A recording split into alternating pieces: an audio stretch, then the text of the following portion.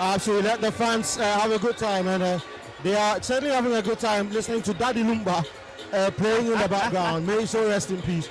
Charlie is a party here, man, a jamboree. Charlie is a proper jamboree. Charlie, now the DJ, come on. The DJ is a guy. He knows the kind of music to play at any given point in time, you know. See, the players got to play to the energy of the fans here at Accra Sports Stadium. If the Black Stars can get a goal in the first 15 minutes, it will be finished for these Comoros guys. How do you even call them? Comorans or Comoris? I'll have to. Or Comorians?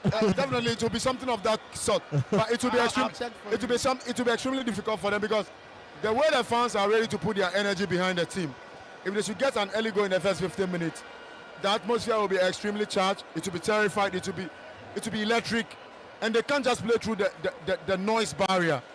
Every single ball they take, the hooting will go at them, and every touch by the Black Stars will come with cheers. And especially when Mohamed Kudus is on the ball, you know how the entire house will respond to it. It's one of the finest atmosphere I've sat in at the stadium. Amazing stuff. Now, match of the day is on. Charlie is a legendary night, man. It reminds me of a Vox Pop we did sometime, and we asked somebody, what's the name of the people from Sweden? So they are Swedenese.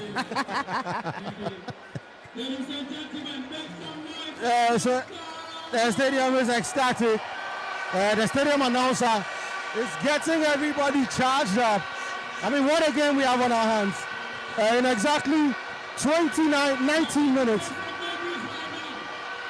we will have the game upon us. And you can hear it, man. You can hear it. You're live on Sport FM. We are your voice for sport. I remember tomorrow morning at 9 a.m. there's an exclusive interview with the president of the land, His Excellency John Dramani Mahama. What do you think he thinks about the Black Stars?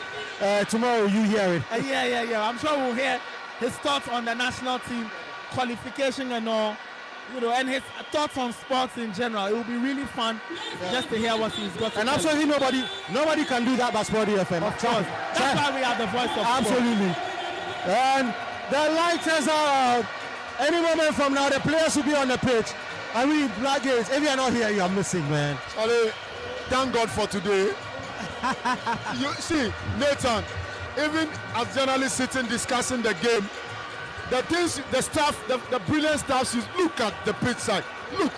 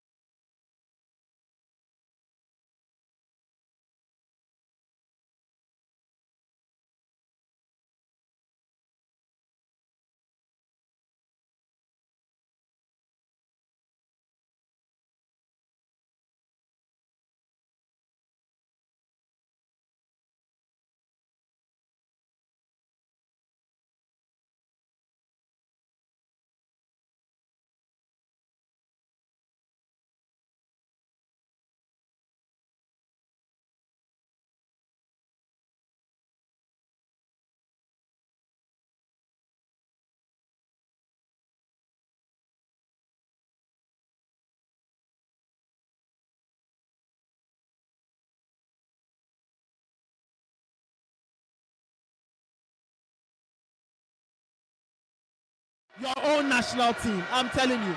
People, look at the crowd that's here. Are you telling me that 40,000 or so people are here with more outside? With more outside. The And independence you tell me that people hate the national team? That's not true. The house is on fire, Kosi Fiaka. I mean, like I said, I went downstairs because I had to go pitch side.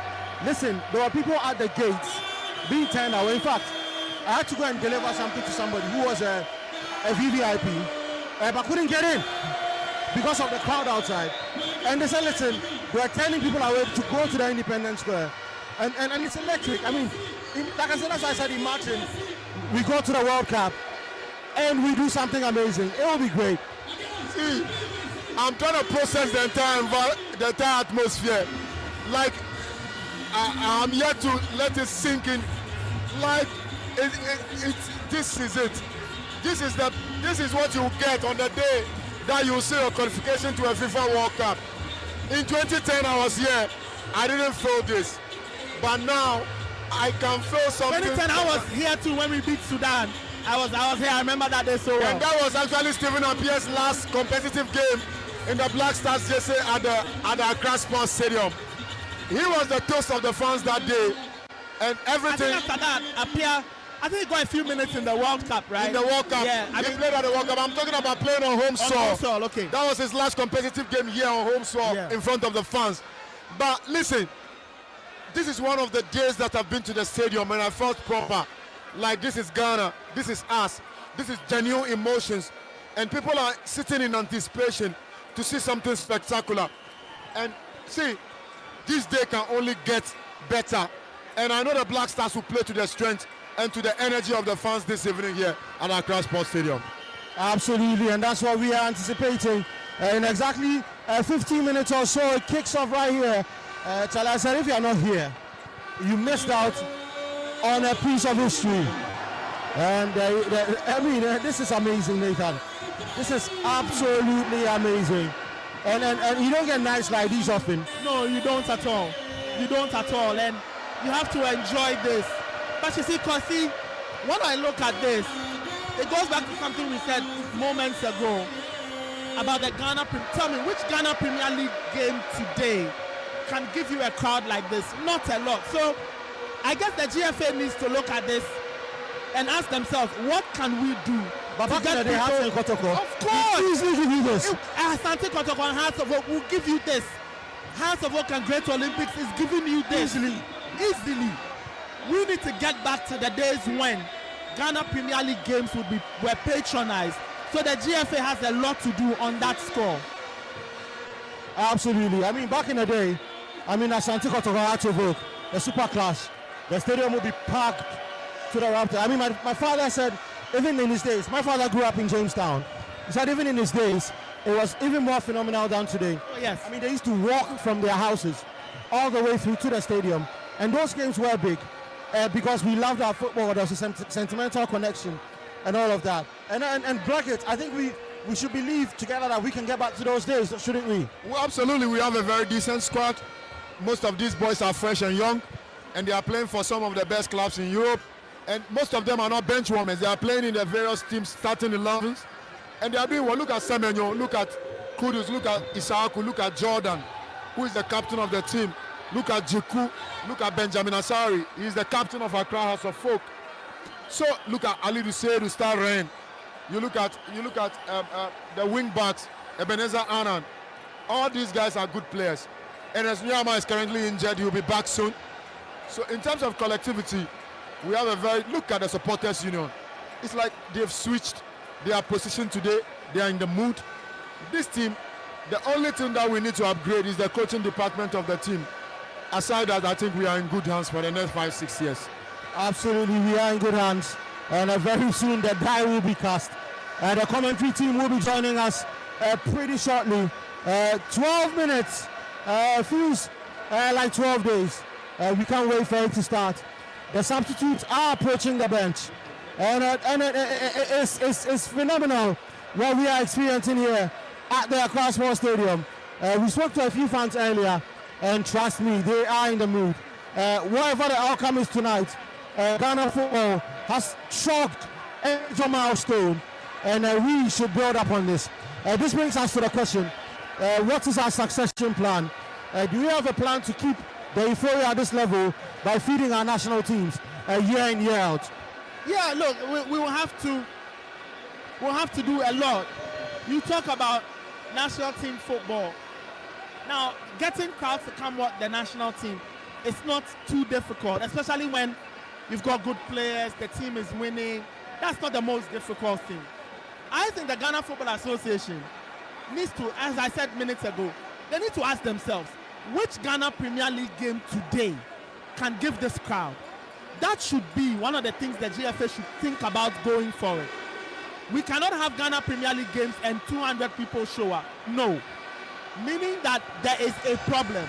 The fans are not impressed by the league. The GFA must try to figure out ways of getting the stands filled when it's a Friday night, Wednesday night, Saturday or Sunday night, when we are talking about the Ghana Premier League. Absolutely, because trust me, we love our football. I mean, don't get me wrong. We love our football. There are people that I've seen downstairs who don't know what 4-4-2 or 4-3-3 is. All they care about is people are playing football and they enjoy it. It's a Sunday night. For somebody say 4-4-3 push formation. Today, I really feel for the security forces around this stadium. They will have to work themselves out to control the crowd outside. Because from the inside, a friend of mine has tickets, and he's finding it extremely difficult to make his way into the stadium. I was downstairs a few minutes ago, right? I went to give tickets to somebody. We are talking, like I said, a VVIP with strobe lights in front of their car and everything, and they can't even get in. They've got tickets. They couldn't get in.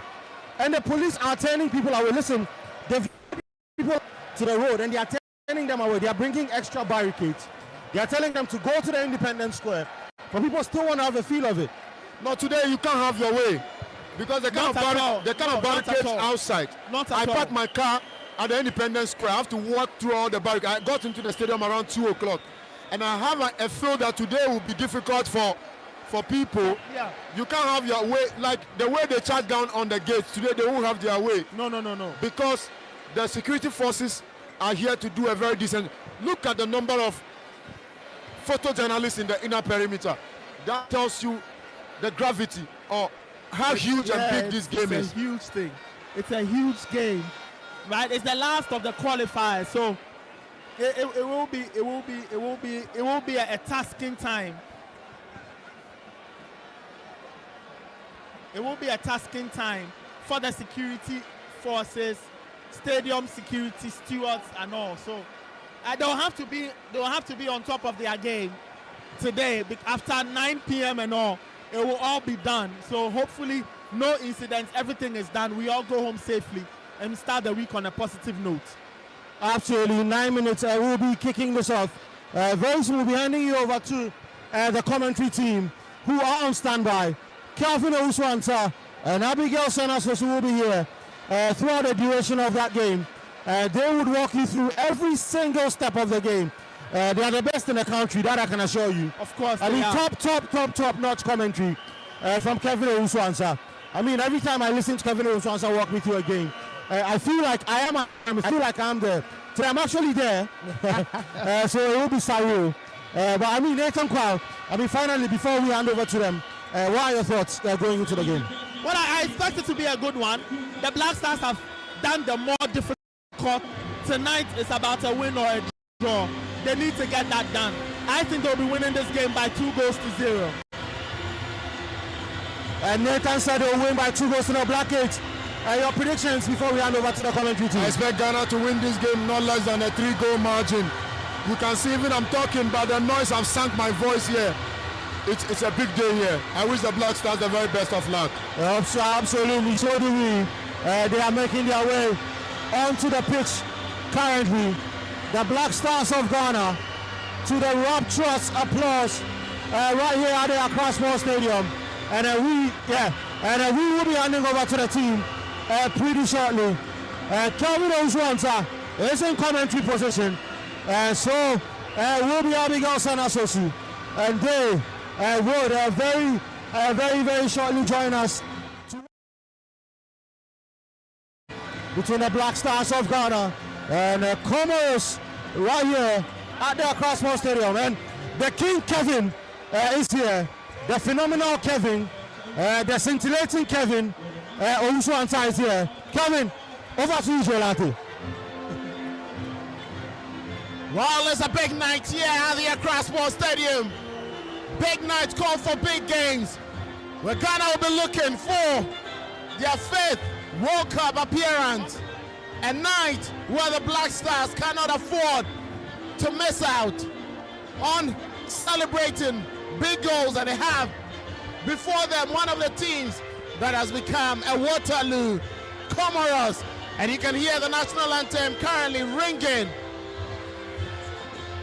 here at the Accra Sports Stadium. You're live on Sporty 106.1 FM in Accra, across our affiliates in the country. You can also get us on the Digibox if you scan Sporty FM. Big night. It's a big game, and the Black Stars will be looking forward to getting the entire nation, especially the stadium into a celebratory mood. It's a big day, Calvin, make no mistake about it. And for the very first time, the Black Stars players have the Ghanaian flag as mufflers around their neck in the pre-match formalities. And if you look at the team that Coach Otuado put out this evening, it's one of the strongest he can put out there. Ali Dussedu and Ebenezer Annan in the starting 11. That speaks volume. Thomas Partey, Kudus, Jordan Ayew, all of them are in the starting 11. And for the very first time, I can't remember the last time we've seen the stadium full to its wrap warm-ups. And the black and you can tell the atmosphere is charged ahead of this game. The atmosphere charged ahead of this game, and it's time for the national anthem of Ghana. Let's take a listen.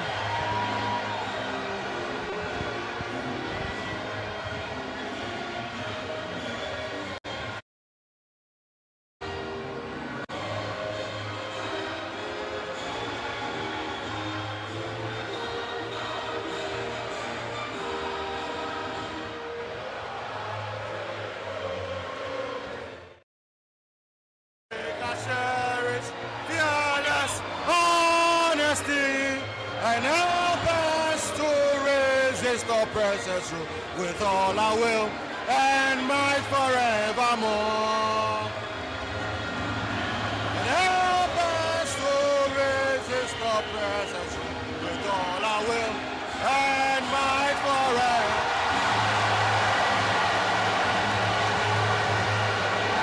And that is the sound of the national anthem of Ghana.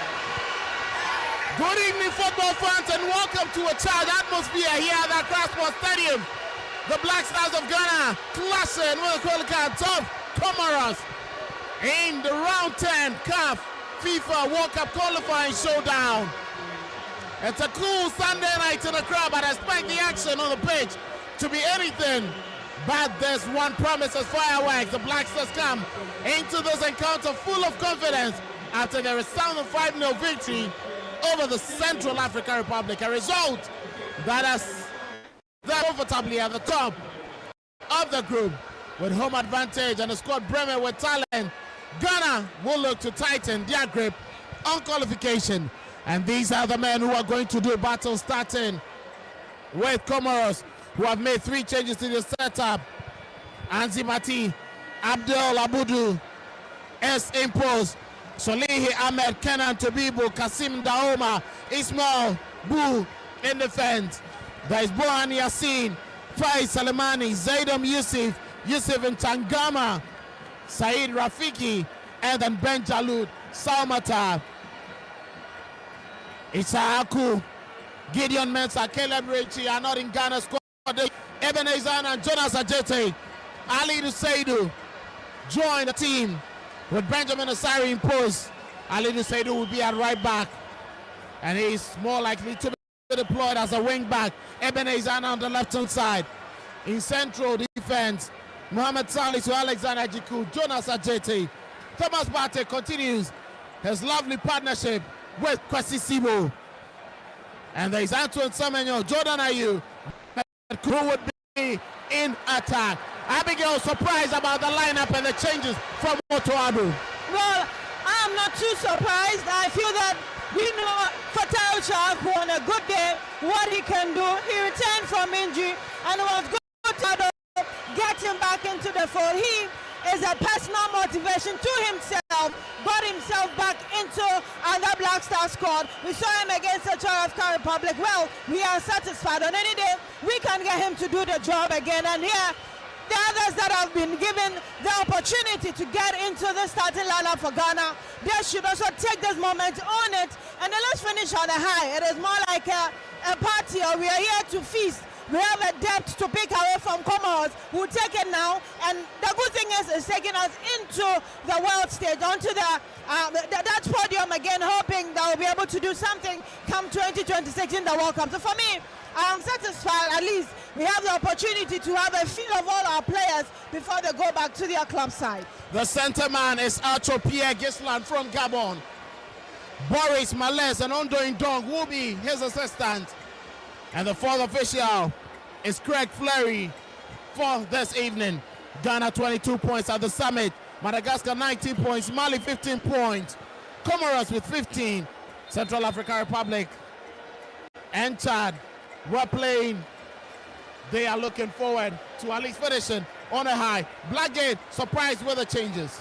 No, we have quality players in there. Ali Dusedu stepping in, Ebenezer Annan stepping in. These are quality players. Ali Dusedu had an ACL, that's why he didn't start the other game. But now it's kickoff here at Accra Sports Stadium. And that is the center referee Atopia signaling for the start of the game. And the Central African Republic are looking forward to getting that result that will put them still in fifth. We'll be feeding you with some updates. But Comoros have given the ball away for Ghana to have the first throw-in less than a minute. All eyes once again will be on Jordan Ayew, the captain of the team, who's fine form. An eye for goal, make him the focal point of the Black Stars. Jonas Ajete's pass going direct into touch. Throwing quickly effected. And South Africa gets out of their defensive end. Ismail Boye pushed up that ball. Otoado, quite surprisingly, it looks like he's looking for a victory already. Unlikely for you to see him wearing white. He doesn't want to be thinking about what is happening in Bamako. He just wants to win here and he cares about what's happening somewhere else. Careless about what happened.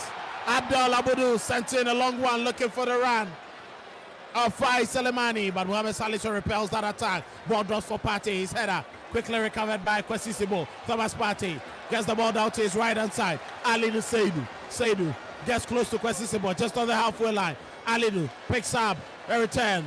It's been a long while since he wore the jersey of the Black Stars, but he's back in the grand style. Mohamed Salisu was looking for that crossfield delivery, but his pass has been quickly repelled there by Comoros. A quick ball down the left-hand side of the attack, but Alidu Seidu quickly runs back to recover for Ghana. 2 minutes into play, and the intent of both teams have been clear. It's going to be more attacking. Well, it's going to be more attacking football.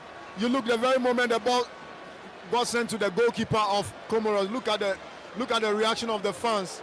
They were hooting him down. Look at that. And that is from Mohamed Kudus, the star boy of the team. Clever dribble, makes it a quick pass to find Sibu. Calmly finds Jiku. Jiku goes to the left-hand side where he picks up on his transfer centre-back partner, Mohamed Salisu. Salisu quickly gets it to Ebenezer Annan. Annan finds Partey inside the centre circle. Across field ball. Alidu Seidu quickly gathers it, plays it down to Mohamed Kudus. Kudus down the right-hand side. And it's going to be a throw-in against Comoros.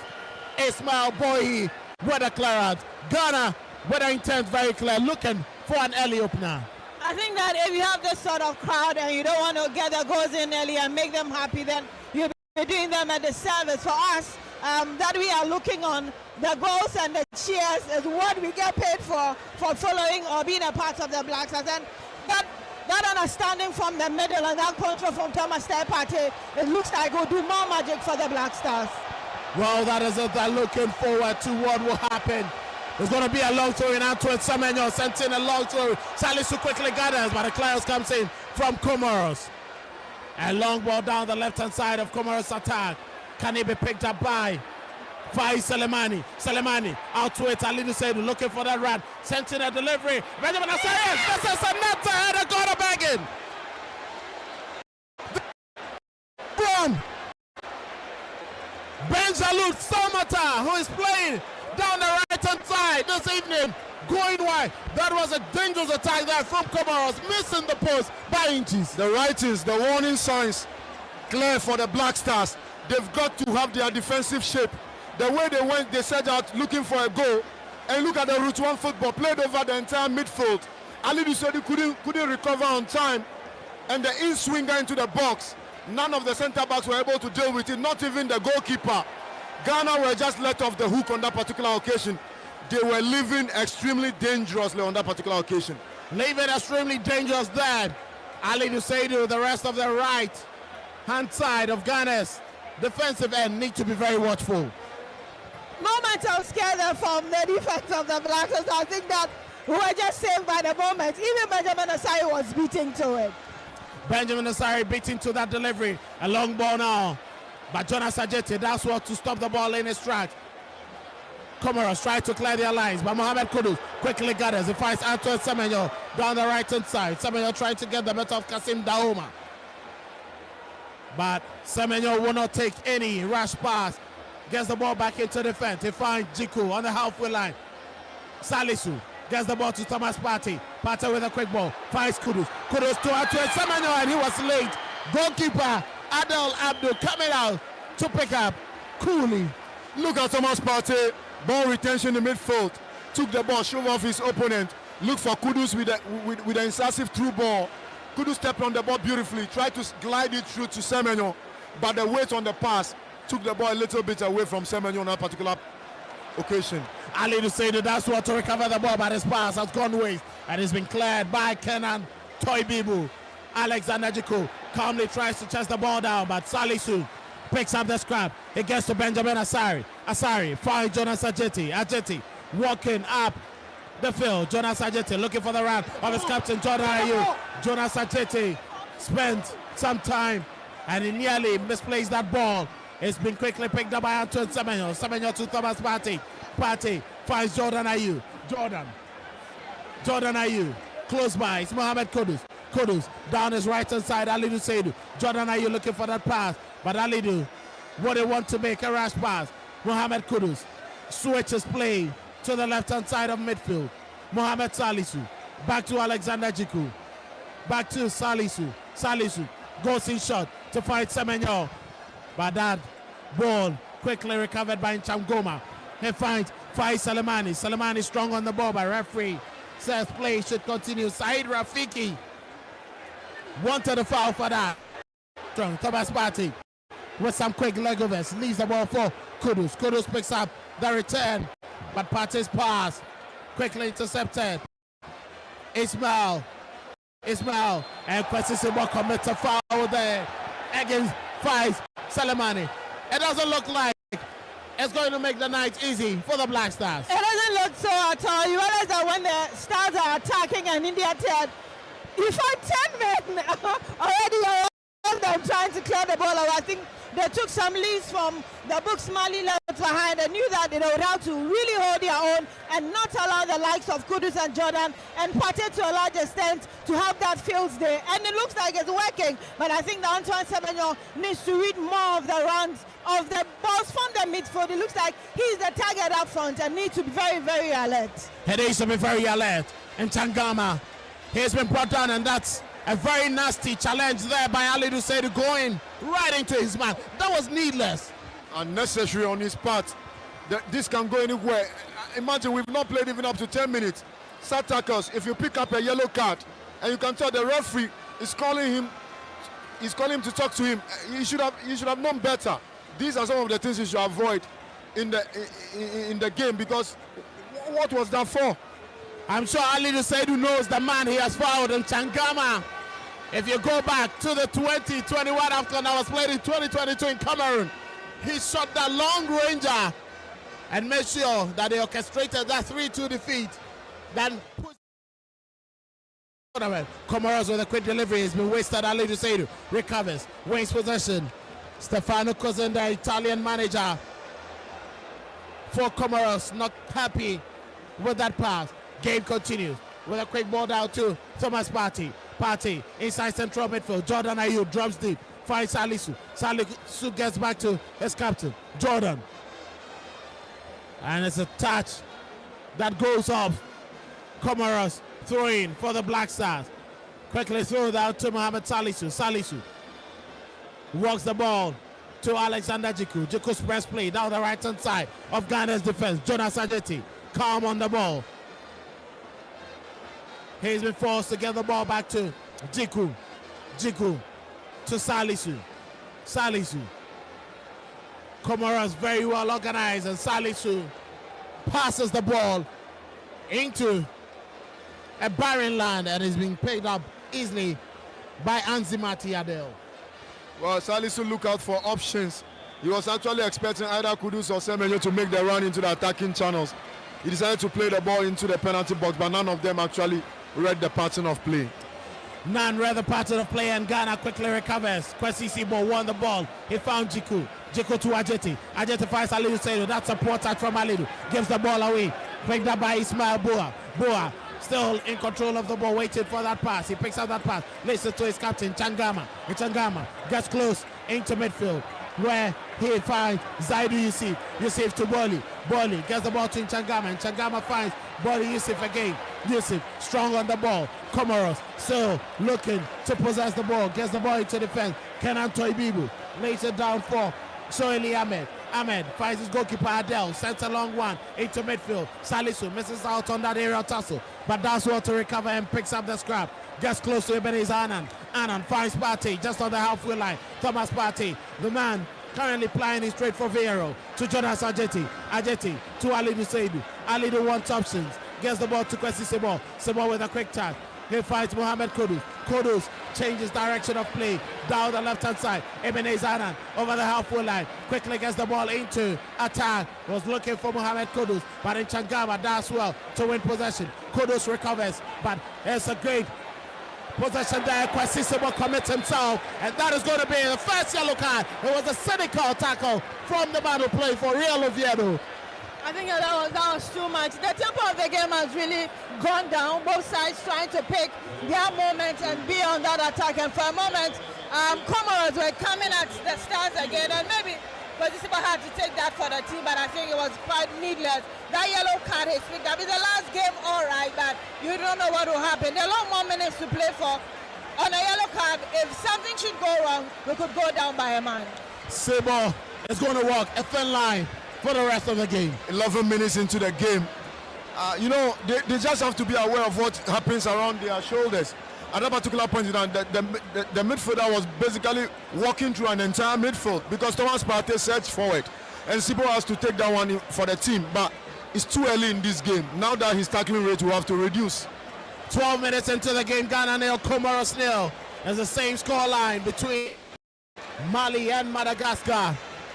All the way in Bamako, throwing quickly affected, and Changama gets the ball to Ismail. Ismail trying to get Fai Salimani to cause some havoc, but that was good gather there from Ghana, pushing the ball out of touch for a throw-in. The throw-in would have to be affected again. Ali Duseidu picks up the throw-in. It looked more like the throw-in wasn't affected. The Ghanaians wanted it to go their way. Throw-in quickly affected, and Changama strong on the ball. Ali Duseidu and Jonas Ajesi steps in to make that interception. It's going to be a throw-in for Ghana. Comoros pinning Ghana to their own half at this moment. Comoros are not ready to give Ghana any free passway today. If you look at how they set out, they are playing the faces of the Ghanaian, closing down the spaces. And Ghana has to be quicker in terms of the transition to be able to carve them open. Ghana needs to be quicker with transition to carve them open. Antoine Semenyo trying to steal the ball away from Soeli Ahmed. Ahmed gets the ball to his goalkeeper, Anzi Mati Adel. Back to Ahmed. Soeli Adel spends some time on the ball looking for the long ball down to Ismail. But Ali Duseidu quickly picks it up. He has pressure coming in from Sai Selemani. Ali Duseidu, he has options and he gets the ball onto the body of Selemani for a goal kick. A breather for the Black Stars. Well, if you look at the Comoros guys, they are not ready to give Ghana the spaces to play in between the lines. And they pick a clue from what Ghana have done to Central African Republic. They are closing them down. Look at that. The referee waits. And the ball has been given away. And that's it there from Ebenezer Annan trying to recover. And he loses possession, but the touch from Benjalut Salmata going over the goal line for a goal kick. It looks like Ghana is in a rush, and you can see Jikutal and Benjamin Asari. No need to rush. Keep your cool. I think that they want to get a job done early enough, and Comoros are also not making things easier. You look at a lot of these fans, and they will rule the moment if they're able to spoil our party this evening. But of course, we all need to calm down because somebody is getting a lot more of the goals, but his attack and how he gets onto it to keep it is quite dangerous. And a quick ball down the left hand side, delivery inside the penalty area, but goalkeeper Anzi Mati comes out to punch away. That was a brilliant delivery from Jordan Aid. Ali Duseidu recovers, finds Kudus. Kudus strong on the ball, trying to outwit space for him. He finds solace in Ali Duseidu. Kwesi Sebo. Sebo Gets the ball to Ali Seidu. Seidu finds Jonas Ajeti. Ajeti strong on the ball. Out to its marker. Lays it for Alexander Jiku. Inside the center. Alisu walks over the halfway line. Thomas Partey. Partey out to its marker with a shimmy. Sent in a quick one looking for the run of Antoine Semenyo. But he couldn't read the lines. And Anzi Mati will be glad. Semenyo clearly is not alert enough for me. I feel that it looks like there's been a lot of talking among themselves. He has to be the man to get the ball up front. If there's no Kudus there, the balls are just getting straight to him, and unfortunately, his body language is not going to the rhythm of the effort being put in by the midfielders. He needs to really get himself into the game. We are yet to see him translate all of those performances for Bournemouth when it comes to the Black Stars. We are not saying he's a bad player, but he really needs to immerse himself in the game we play here in Ghana. Game continues here, 15 minutes down, approaching the 16th minute. Ghana nil, Comoros nil. Mohamed Salisu walks the ball back into Kwesi Sibo. Kwesi Sibo lays it down for Jonas Ajeti. Ajeti trying to spread play, and he goes in, short to Jiku. Jiku finds Mohamed Salisu. Salisu getting some pressure off him, and he nearly gave the ball away. That's the problem with Salisu. He sometimes forgets that he's playing football, and he has opponents that will close him down. He stepped onto the ball, took his eye off the opponent. Sometimes a player of his quality shouldn't be committing such errors out there.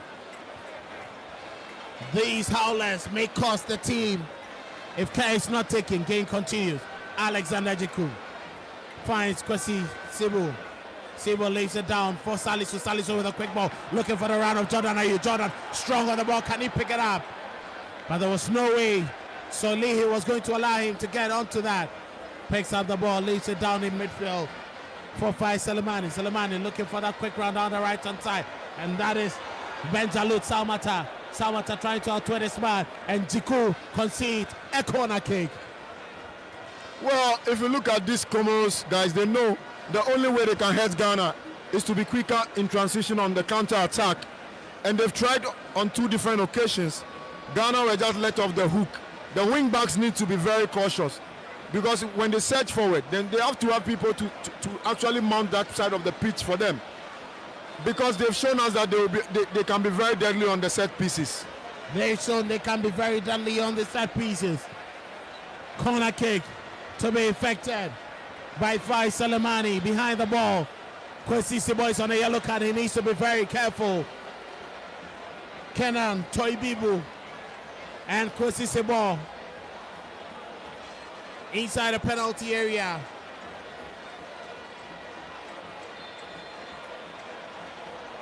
Faiz Selemani has been given the opportunity to whip in the corner kick now. Lots of Ekle inside the penalty area, delivery inside the penalty area. Connection comes in, but it's from Alexander Jiku. And it goes the other way, and applause from the fans. So he quickly effected Faiz, picks it up, trying to outwit this marker. He's been fouled. It's going to be a free kick against Ebenezer Anan. He went in with a rush. That's a foul on any day. I wonder, football fans will always be football fans. They are yelling at the referee, but that's a clear foul. He lunged into him. Maybe they were playing that will have that home advantage, you know.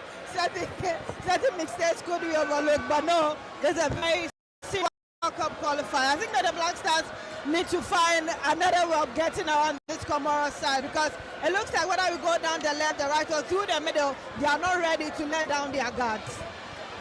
Well, game continues here at the Accra Sports Stadium. 90 minutes played, approaching the 20th minute. Ghana nil, Comoros nil. 2026 FIFA World Cup qualifier. Final game, game 10 in the group stages. And Changama with that delivery, Benjamin Asari comes out and he picks it up with ease. Normally a routine save for the Hartford goalkeeper, who is unbeaten in 4 games in the Ghana Premier League and hasn't conceded. Well, the Black Stars for a very long time. That's a solid handling from him, and you can tell the fans appreciate exactly what he did on that particular occasion. It's the conviction behind how he handled the ball. That's what the fans are happy about. That's what the fans are happy about. That was a firm grasp of the ball. You can see the entire stadium filled to its raptures. It's been a long time we saw the stadium filled to its utmost. I think the last time I saw something like this was during the African Games when we played the final against. The University got into the final. The African Games. Tell you, I just watched the first half of that game. I had to go. For a moment, I was scared. People came, and it was beautiful to see Ghanaians' way. It only tells you that when you get the results, you do the right things. They'll just come out wherever they are to support. A long ball in there. That was a throw in. Drops to Thomas Partey. Going for the volley, but a block comes in from Comoros. And Mohamed Kudus quickly gathers. And it's going to be a foul there against Saeed Rafiki. Clever and intelligent from the Tottenham Hotspur man. He's in the mood. He wants to play for the fans. Look at the recovery. The moment the ball dropped, the Comoros defender never thought someone was behind him. But he quickly stepped in front of him to take the ball from him, and then he ended up fouling Kudus. We see is the distance, the adrenaline in you, how you are willing to play for the national team. That's what the fans really appreciate sometimes. And Kudus this evening looks like he's in the mood to play for the fans. Kudus this evening looks like he's in the mood, and clearly he's in the mood. Temporary hold up as Ismail Bood would have to be attended to. It's actually been a long walk for the Black Stars, especially after failing to qualify for the 2025 Africa Cup of Nations. Confidence in this team dwindled, but they've picked up well and they've executed the attacks to perfection so far. But I think that when you talk about confidence individually, it hits a snag at a point as well. Mohamed Kudus, for instance, we're beginning to have a bleak side of him. He's picked himself up, and together with the team, they know that they would have to get this ticket to the World Cup to compensate for the AFCON that is upcoming. I'm sure whenever we remember that we will not be in Morocco, but we look in hindsight and realize we will be in USA, Mexico, or Canada. It fills up the spot. A free kick for Ghana. Jordan Ayew behind it. Mohamed Kudus also behind it. They're having a quick interaction. Is it going to be an in-swinger from Kudus or an out-swinger from Jordan? An out-swinger from Jordan Ayew. And delivers on the penalty area. Semenyo's header gets into Ebenezer Annan looking for the volley, but he misses. And Comoros will try to burst on the break. Comoros is Rafiki. Looking for that pass by Fai Salimani. Had to be heckled by Thomas Partey. A very good defensive approach there from Partey. Yeah, absolutely, because they've picked a clue from how the Comoros sets out to play. They want to catch the Black Stars on the counter-attack, and they've been using both the left and the right flanks. But that particular occasion, he decided to hold him down, not to give him any breathing space for him to get an outlet. Sporty 106.1 FM, yeah, the Accra Sports Stadium. Live commentary and coverage of the 2026 FIFA World Cup qualifier, Group I. Ghana against Comoros. The Black Stars only need a draw or not to lose by a margin that will negate their 8 goals plus better than Madagascar. So he quickly effected a long way inside the penalty area, and Chamgama with a flick, but Ali Dusedo will slide to make the clearance. Ball headed back into Ghana's defensive end. Jonas Ajeti cleverly picking up on his chest. He sets Mohamed Kudus on the attack, but Kudus has 2 men on him. Gets the ball to Ali Dusedo. Ali Dusedo gives the ball away, but strongly he gets into a position to steal it away from Saeed Rafiki. Jonas Ajeti back to Ali Dusedo. Jordan Ayew with a run, but Ali Du gets the ball back into the fence. You can see Otoado not happy with that decision. I think Ali needs to do the simple things and let the ball flow. He holds on to it too much and too long, and it does affect the team. I think Ajeti has really impressed me so far in the first 20 minutes. I think I like his calmness, and Ali needs to also exercise that patience and be on the ball. Game continues. Ghana with the ball. Kwesisebo trying to get into position to pick up that pass. Alexander Jiku clearly finds him. Ball to Mohamed Kudus. Kudus on the ball. He has 2 men on him. Ali Dusedo on his outlet. Kudus lays it down for Alidu. Alidu waiting on that pass. Kwesisebo offers him that space. They return to Alidu. Alidu to Jonas Ajeti. Ajeti's press play to Mohamed Salisu. Salisu spending some time on the ball. Goes in shot. He finds Jordan Ayew. Jordan. Clever touch on the ball, the captain. Out to his man. Leads it down for Alexander Jiku. Jiku brilliantly down to his right-hand side. Ajeti goes in for a cross-field pass. Ruben Izanan, can he pick it? And that's why he was looking for the first time cross. A cross on the volley, but he couldn't. What a pass across the pitch to him. He should have been calm in those moments. Control the ball, raise your head, look out for the main outlet, and send in an in-swinger that someone can come and latch on. But he just decided to cut the ball back at first glance, and he got the execution completely wrong on that particular occasion. Antoine Semenyo with a quick ball into central midfield. Kwesi ball delays, but he manages to get that pass to Alidou Seydou. Alidou Seydou weighs his options and delivering inside the penalty area, but to nobody in particular, and Comoros head it out. Thomas Partey picks out that part from Sebo. Sebo finds Alidou Seydou. Alidou to Sebo. Sebo to Alidou. Alidou to Mohamed Kudus. Alidou right to our 20th marker, but a very good gather there from Rafiki. He finds Faiz Salimani. Ball back to Ntagama, the captain. Goes in shot. Benjalut Salmata waiting for that pass, but it's still with Zaidou Yusuf. Zaidou Yusuf leaves it down for his left back, Ismail to his captain. And Changama goes shot to Kenan Toibibu. Kasim Dahoma. Ball back into midfield. Zaidou Yusuf calmly and cleverly waiting. And lays it down for Changama, the captain. Goes in quickly into midfield. He finds Rafiki down the left side, and it's an offside against Saeed Rafiki. He was quick and he nearly stole in behind Ghana's defensive lines. Well, you look at the movement of Mo Salisu and Alexander Djiku. They saw him dashing down and they decided to hold their grounds. I think the right wing back permutation is not working. Look at the two coaches trying to issue our instruction to Alidou Seydou. It's like he's not being comfortable in a three-back system. I don't know. He looks off color today. Looking off color today. Alexander Djiku telling Salisu to spread his wings. He does well. Ajete nearly fell, but Alidou Seydou helps him recover. Sporty 106.1 FM. Don't forget, we are live on all our socials. Facebook, X, Instagram, YouTube.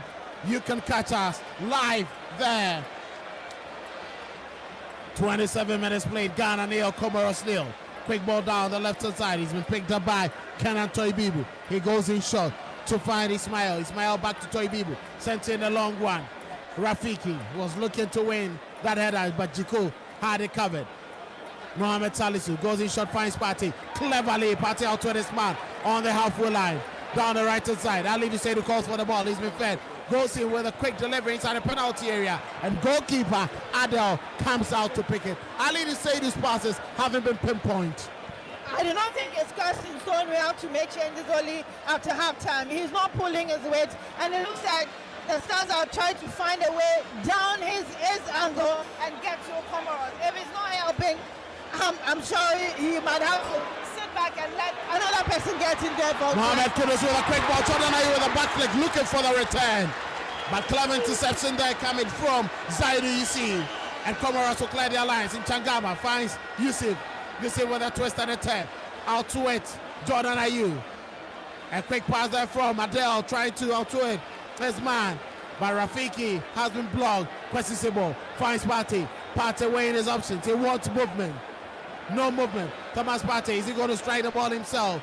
Keeps it cool and gets the ball back into the center circle. Inside, Comoros out. Mohamed Salisu finds Kwesi Sebo. Sebo with a quick twist and a turn. Quickly down the right hand side. Jonas Ajeti. Alidou Seydou. Seydou. Mohamed Kudus wants that ball, but no space to make that pass. And he gets the ball back to Ajeti. Ajeti finds Djiku. Djiku goes into Mohamed Salisu. Salisu cleverly switching direction of play, but that was a very good read of the ball by Ismail. It's going to be a free kick against Alidou Seydou, who clattered into his man. Our right hand side going forward is very busy, and I don't think Alidou Seydou is a man that the temperament of that character to continue. His decisions are just not timely, and he's really helping us when we are surging forward. For Comoros, they do not care. They look like they don't mind sitting back and allowing us to play all the football that we want to play and getting us on the counter-attack. Any moment they do find it, come on. They cannot go anywhere with this result no matter what happens, but they will frustrate us, and they are doing just that. They are going to frustrate Team Ghana. Game continues with a quick ball down. The right-hand side of defense for Comoros.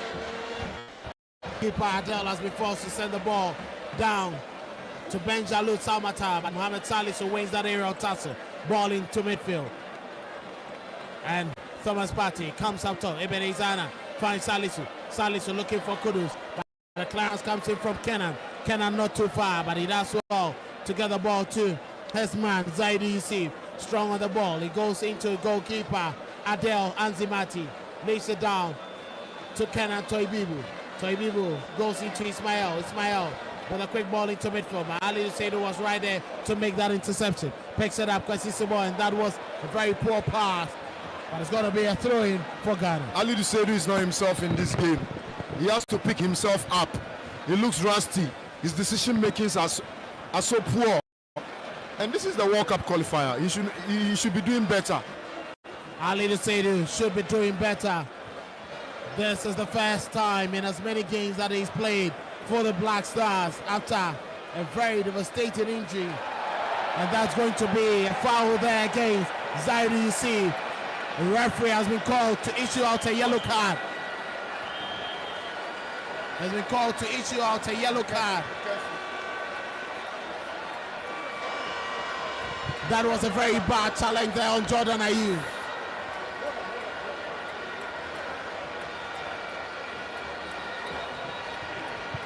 Free kick for Ghana.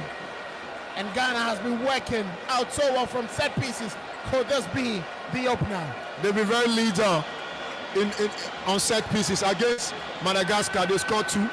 We saw them against Central African Republic, they scored 2 as well. Let's see what they come up at this particular point in time. Let's see what comes out of this. Kudus and Jordan Ayew stand behind the ball. And the referee telling Salisu and Kenan Toibibu to keep it cool and calm. Free kick for the Black Stars. Jordan Ayew behind the ball. Jordan, Mohamed Kudus goes in with a dig out to a semi control.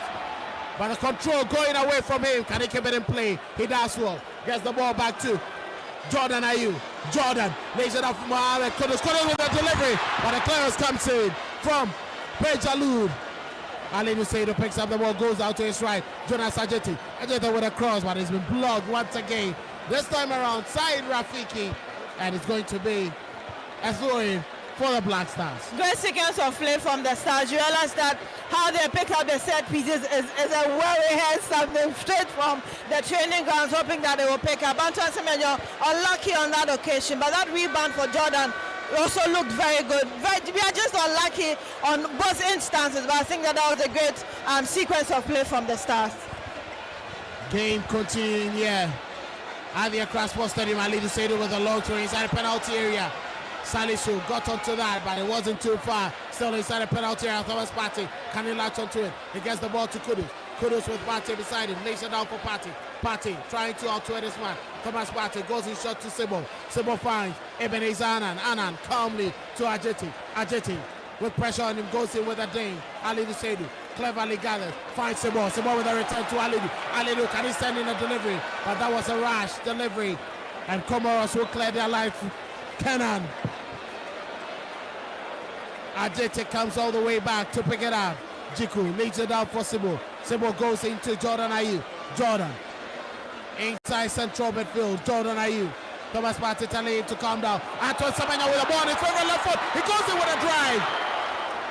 But that was a good block from Soili Ahmed for the corner kick. Jordan Ayew comes with all sort of experience. Drop deep into central midfield. Pick the ball. Look at the run of Antoine Semenyo into the box. Glided a perfect through ball. And Semenyo put his laces through it. But the defenders were there to block it for a welcome corner kick for the Black Stars. And look at the atmosphere. Deafening noise here at the Accra Sports Stadium. It's deafening. And they are shouting Ghana because of the corner kick, but the referee is still trying. He can't tempest. Lights from mobile phone, from electronic devices out. looking for the first goal after 35 minutes. Tempers are flying inside the penalty area. Still waiting for the delivery of the corner kick. Jordan Ayew, 14 goal contributions. And delivery inside the penalty area. The clearance comes in from Benjalud. And Changama tried to run and pick up that ball. Ali Nuseidu, strong on the ball. Can he keep it in play? He does well, but this time around it wasn't enough to keep it. The fans really want that goal to celebrate. They are supporting, they are watching on Keeling. And I think that whenever the goal comes, we'll all go deaf. But the Stars are really putting in a lot of work. And the resilience of this Comoros side. Coach Ochado needs to go deep into his books. If there's a plan B, we need to start executing it because they will not really let us have it easy. And Comoros in possession now. 10 more minutes before the opening half comes to an end from the referee. Clever touch there from Rafiki looking for possession. Out to this man, but Thomas Partey comes all the way to win possession for Team Ghana. A ball back to Ebenezer Annan. Annan finds Sebo. Sebo makes the 10. And he lays it down for Ebenezer Annan. Annan to Alexander Jiku. Jiku to Mohamed Salisu. Salisu tells Annan to get back into position. Kwesi Sebo is actually cemented his name in this Black Stars team, undoubtedly. A long ball inside the penalty area. Jordan Ayew, but can he gather? That attack has been repelled. Ebenezer Annan keeps it cool and calm for his captain. Jordan trying to get it. He gets inside the penalty area. Already a second mark. I think it will pass. But it goes across the face of goal. And Ntangama will clear the lines. That was brilliant from Jordan. Absolutely brilliant from Jordan Ayew, the captain of the team. He picked the ball, held his defender off, dragged him into the penalty box. The defender hesitated. The cat's back. We never had anyone there to finish it off. No one in that particular area to finish it off. Kaspati picks it up from Ebenezer Annan. Annan waiting for that pass, but Partey decides to take a swivel. He returns to Annan. Annan with a quick pass back to Jordan. Annan on the run looking for the return. Jordan spends some time on the ball. Goes in with some step overs, trying to track his man. Kwesi Sebo opens up his body and lays that pass down the right hand side. Ali Nuseidu with a quick gather. Goes in with a shimmy. Ali with a delivery, but it goes short and has been blocked. Looking for a corner kick. And it's going to be a goal kick as the ball came off Ali Nuseidu in the final moment. Adele is down injured. Temporary hold up. Well, the goalkeeper is just doing the simple basic thing. Take a steam out of the game, because in the past 5 minutes the Black Stars really stepped up and they are playing some fantastic combinations on top of the pitch. First it was Jordan to Semenyo, then Jordan himself was at the heart of everything. It's just that we never had any of the strikers hugging the penalty arc for the cutback to finish it off. But if you look at the Black Stars, I think they've not been themselves in the first 30 minutes, but after the 35th minute they started playing some beautiful combinations. Abigail, which areas after 38 minutes show the Black Stars be getting better?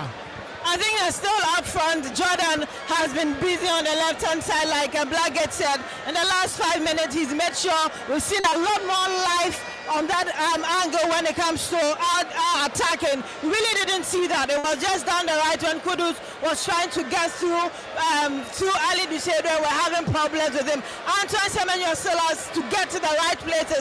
Talk about that in swinger Jordan did. If Semenyo was at the right place, maybe he could have connected it from us. Up front, we still need to get our men to be that apt, because in midfield, Thomas Partey and Sebo are just really having fun, and the fans are loving just what they are doing. And that is it there. Update from Bamako. Lasina Sinayoko has scored, and Mali lead Madagascar by a goal to nil. Well, it's all cruising for the Black Stars. With that result, even if Ghana should lose this game, Ghana will still qualify. That's the most important thing here. But I think the Black Stars will love to win here. Comoros have been a thorn in their flesh, and they've got to get one better over them. But so far it's been very competitive. The Comoros guys have been very resolute. They play to the strength of their team, but the Black Stars are trying to find antidote to unlock them. Ghana still looking for that antidote. How can they unlock Comoros. Game continues. Kwesisibo with a quick tap. Goes in shot, finds Mohamed Kudus. Kudus. Down the right hand side is Ali Seydi. Kudus decides to go central. He finds Sibu. Sibu now to Mohamed Salisu. Salisu goes in shot. He was looking for Jordan Ayew, but that pass has been quickly recovered by Comoros. Quick ball now for Nchangama. Nchangama sent in a long one. And can Rafiki latch onto that? Alexander Jiku with a brilliant and acrobatic clearance. And applause from the fans for Alexander Jiku. Thomas Partey, clever on the ball. Decides to go in quickly down the left hand side. I thought he was offside, and Partey telling him, Jordan, you were not offside. You should have picked it up. Actually, the pass was cooked for Jordan, and the ball was really directed at him, but Jordan felt he was in an offside position. He let the ball, but Partey wasn't happy about that. But before that, the timing and the recovery, clearance from Alexander Jiku, one of Abigail's favorite Black Stars players, was timely. Well, he had his eye on the ball. Yeah. The moment it was swinging, so definitely he was going to get there in time. And of course, his energy and his passion for the Black Stars makes him lovable.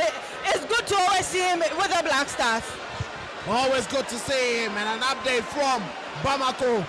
Mali have doubled their lead. So Mali lead Madagascar by 2 goals to 0. And Ghana has to lose by 10 goals difference here not to qualify per that scoreline. So it's looking good, but the Black Stars will love to win. See, Comoros have been very stubborn. We just have to beat them today and let them know that you can't keep playing with us for that long. And that goal was called by the star man Nene Douglas, adding up to Senayoku. Game continues. Comoros with a quick pass trying to find Rafiki. Rafiki does well to pick it up. Rafiki down his right hand side. He does well to get the ball to Faiz. Faiz waiting and delivering inside the penalty area. Benjamin Asari, and he comes out inside the goalkeeper's area of his line to pick it up with ease. Number 1, firm grab of the ball. Of course, Benjamin Asari deserves a pat on the back, and that's what Ali just did. He has his eyes on the ball. He's that focused whenever he's in his goal area. That you cannot take away from Benjamin Asari. His work ethics has always been there. People talk about him and I say maybe you have not followed him that long, but he's always been this good. He's just taking that opportunity and making the most of it. At the edge of the penalty area delivery, but that was too heavy. And the clearance will come in from Zaidu Zaid. Dangerous there, but Kudus' weight of the cross seems to be too much. That was a timely clearance from the defender. Ebenezer now was lacking at the far post, ready to go in with the outstep, but the defender saw it and was able to deal with it on that particular occasion. Corner kick for the Black Stars. Desmond Ofe trying to get his players into the mood for the set piece. Antoine Semenyo getting right in front of goalkeeper Adele. Jordan Ayew. A delivery there, Jordan, and that is heavy. Jordan Sajeti's header goes wide. It's going to be a corner kick as the header came off the back of the head of Ismail. And Mohamed Kudus will rally the fans as he goes in for this corner kick.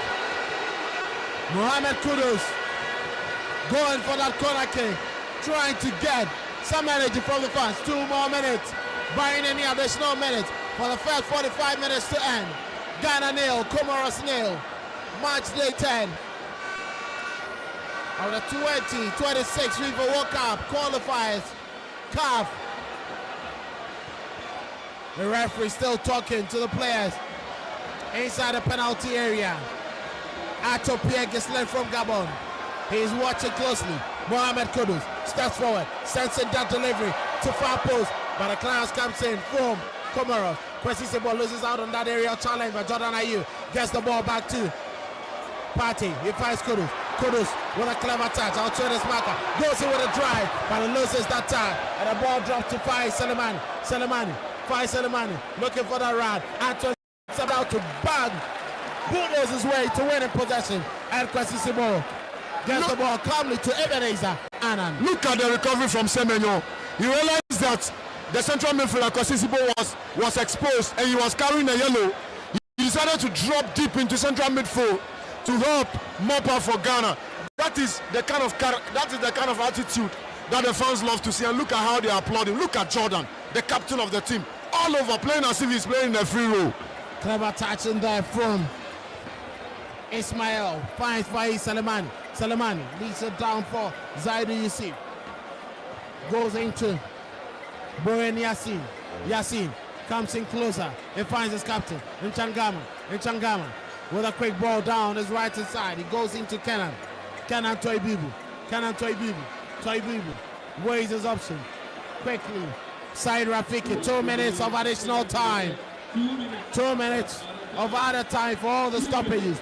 Ball down the right hand side is picked up by Soli Ahmed. Ahmed weighs his options. Gets it closer to Kenan Toibibu. Kenan trying to get up into a central attacking position. And you can see Ismail looking for that pass. But there was no way that Toibibu was going to make that pass. Comes in short.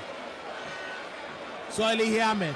Ahmed finds Zaidu Yusuf. Yusuf with a quick ball down the right hand side. Looking for his captain, Changama. Can he win possession?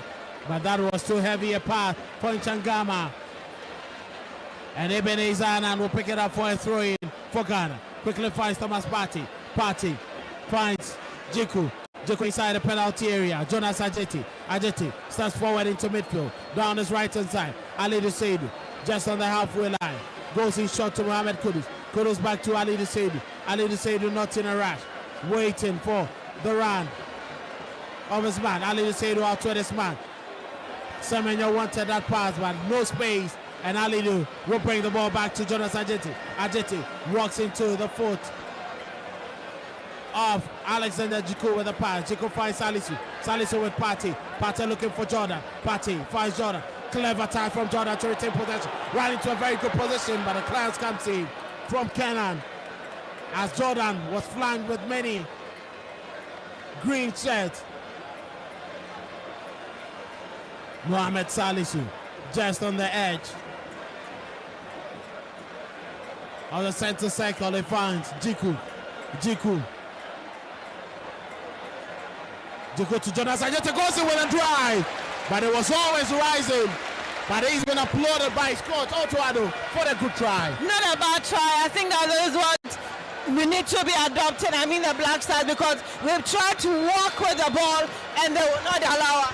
And that will sum up the opening 45 minutes. The Black Stars of Ghana nil, Comoros nil. Black game, opening 45 minutes. Quick thoughts. It's been a tough game for the Black Stars. The Comoros guys have been very resolute. They've been very compact. They play very tactical, and they are playing the faces of the Black Stars. And you know, one thing that gives me so much confidence about the Black Stars game approach is they heed to the warnings that the Comoros throw to them on both flanks, and they have taken caution from that. But I think the second half will give us a different perspective about the Black Stars in terms of the way they will approach the game. If the starting 11 is not able to win the game, then the coach has to go to the bench to bring able substitutes to come and have a positive effect on the game for the Black Stars. Abigail, opening 45. Well, I think that the game started rather on a low pace, picked up somewhere after the 30th minute. The Stars struck so hard with set pieces, driving themselves into the goal area, the penalty area of Comoros, but then that strong, that fixated in defending in their numbers and making sure they hold on to the Black Stars of Ghana. Not a bad 45 minutes. I think that, like Blackgate said, we might need to new legs, new energies, new mindset. Otuado have to do some few changes and maybe at least get some goals to appease these many fans that have stepped down to come here to support the Black Stars. But in all, I don't think it's been a bad 45 minutes at all, but they can only get better in the next 45. Opening 45, entertaining action, but it ended barren. Sporty 106.1 FM, our coverage of the 2026 FIFA World Cup Qualifiers live across all our socials. Our Sporty FM on X, Instagram, YouTube, Facebook. Kobe Perry. Interaction. All right, it's been quite an impressive performance from the Ghana Black Stars. We're here, World Cup Qualifier 2026. Comoros taking on Ghana here at the Accra Sports Stadium. And this is still Sporty FM 106.1, your voice of sport. It's been an impressive first half. I want to get some reactions. Sir, what has been your reactions about the particular first half? I think the first 45 minutes have been a little bit boring on the part of Ghanaians.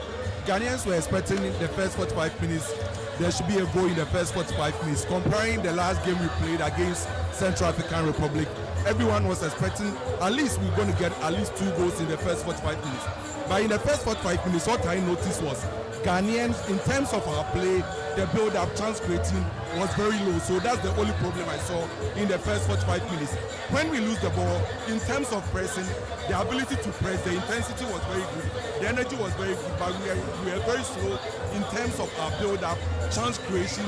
The wing backs were not even moving forward to create that overload that we need in the first 45 minutes. So the only thing Otado need to do in the second half is to make sure we get a lot of players, offensive players, especially he introducing the wingers in the second half to give us the needed creativity, then we can give the Ghanaians the goals they need. Yeah. Talking about performances, individual performances, we saw the introduction of Ali Duseidu, we saw the introduction of Ebenezer Annan as well. What has been your impressions about the 2 wing backs that we used today? I think they are not moving forward because when you are playing a 3-back system, you need to have wing backs who have that ability to search forward. And looking at our wing backs today, they are not moving forward a lot. That's the only problem I'm having. But in terms of individual performance, Thomas Partey has been fantastic so far in the first 45 minutes, and I think he has been the standout player in the first 45 minutes. Tiku has also not been bad in the first 45 minutes. So I think we need to adjust 1 or 2 things in the second half, and I think Ghana will get the needed victory they need. Thank you very much for your thoughts, sir. Still taking reactions. The first 45 minutes. Hello, sir. What has been your impressions about the first 45 minutes, sir? Well, it was a nice game for the Black Stars of Ghana. We are hoping the second half we can score because looking at when we got draw, we have qualified. But looking at the supporters in the stadium, we have to win for the supporters. Then we have to qualify for 2026 FIFA World Cup. So we have to win the game. Yes. Who has been your standout performance, individual performance in this particular first half? For now, I would say Alexander Jiku and Mohamed Salisu. They have been super. Looking at how they play, and their partnership have been fantastic. So we are hoping when we come to second half, we'll get a goal. Thank you very much, sir. Hello, sir. What was your take on the first half? It's been a good game, but I think that we lack a lot of creativity when it comes to the players who locate the final players in the final 10. We need to work on that. Our final balls are not true to locate the players. For Ebenezer Annan and then Antoine Semenyo.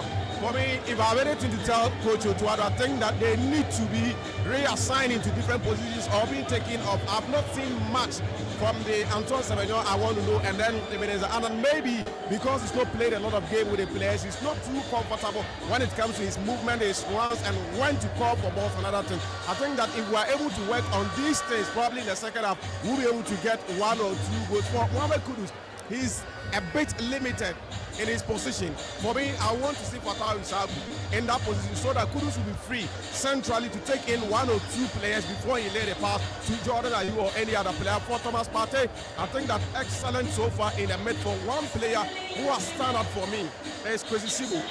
10 minutes, he was already on, been able to manage the game for that minute.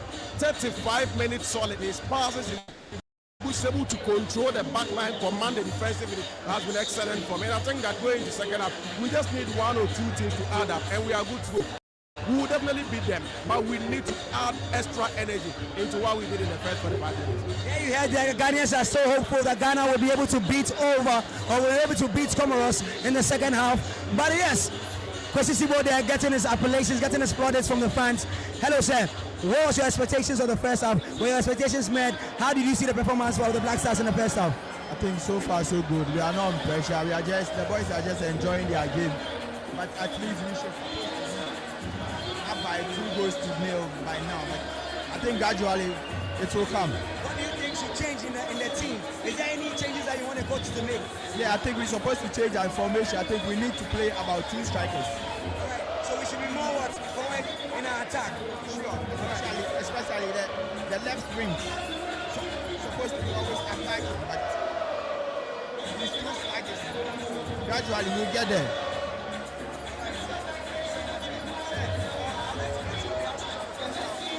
Okay, it was a great game anyway.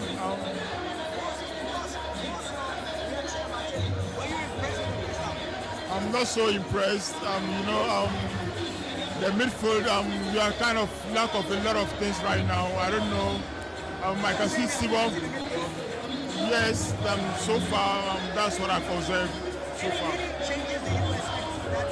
Or can you make any changes that would make us more creative in the midfield? Otuado, I don't know why he's taking right now, but I feel he should bring on the Asante player.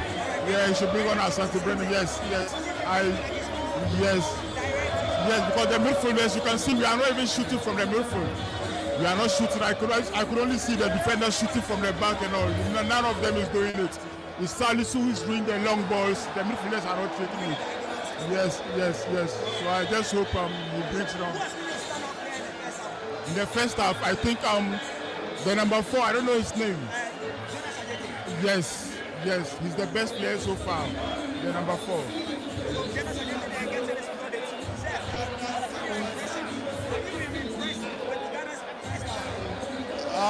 It's been a slow start. It was a slow start to the first half.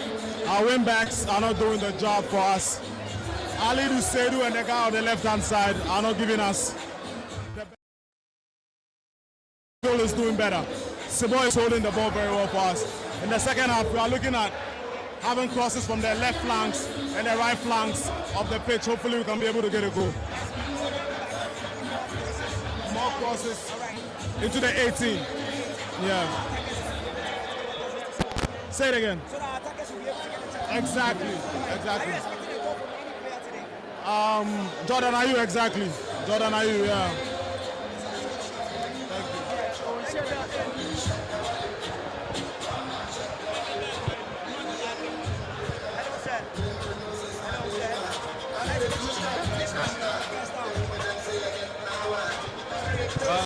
It was a good game, but then it looked like some of the players weren't really putting themselves into the game. Can you pick points on name any players that you follow? No, seriously, I don't know most of them names. Yeah. But then I think, yes, that's what I'm thinking. I mean, maybe the strategy should just change. That's what I'm thinking. All right, sure. Thank you very much, sir. You're welcome. All right, so we're still taking questions. I want to go to the ladies. Hello. What's your impression so far about the first half? It hasn't been bad, but we're hoping for more.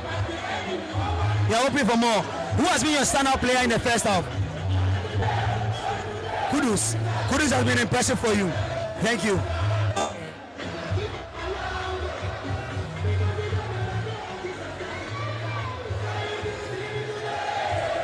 Hello. What has been your impression so far about the first half? It's quite impressive. Yeah. Yeah, it's All right. Which player has been impressive for you? Which player has been impressive for you? Kudus. Right. It looks like all the ladies like Kudus. What has been your impression so far about the first half? Are you impressed? Sorry? Have you been impressed so far by the Ghana Black Stars in the first game? Not yet, but I know they will not disappoint today. All right. Yes. Which player are you here to support? Which player do you like? Yes, of course. Mohamed Kudus. Go Kudus. Right. So Kudus is getting some love from all the ladies. I can see that the fans are also enjoying some musical interlude at the stadium. Say. Well, it's loud and active. Energy. They don't know what to do.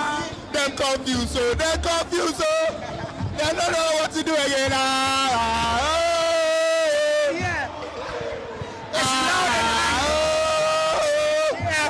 and at the Accra Sports Stadium. Yes, sir. We are still the voice of sports, Sport TFM 106.1. I'm here with Fahid. Fahid, what are your impressions about the first? Bro, the first half was good. We kept the possession. The boys were playing well, but I feel like the long balls aren't working, bro. Okay. The long balls aren't working. Otuado has to do something in the second half. Okay. But I know we basically qualified already. But I don't see some win no go back.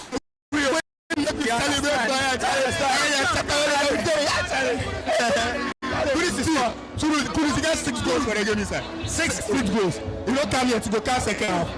All right, so 2 outs, 2 goals. Make it all right. See, that goalie, they come.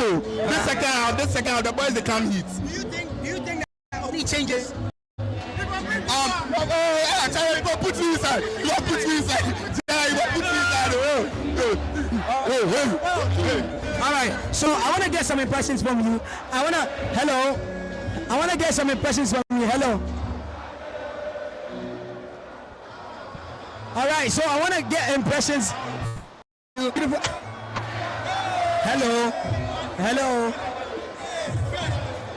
The atmosphere is charged. Trust me. The atmosphere is wild.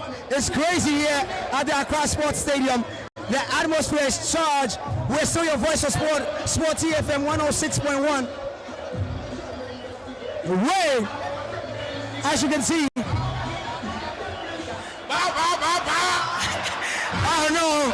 So dashboard. They say bring back the love. It's the love for football back. Of course. And it's to prep. And as you can see, environment is very electrifying. I had a getting now, and you know, I went to Benjamin Asari, also SM fan. It's and you say, yeah, SM now, SM for life. And what I check, you know, we'll be supporting my brother Benjamin Asari, top notch. So the atmosphere is charged here. It's all fun. It's all music. At the break time, halftime Italy. Hey, sir, how did you see the first half? Let's sing this one. The fans are just enjoying themselves. And the coach,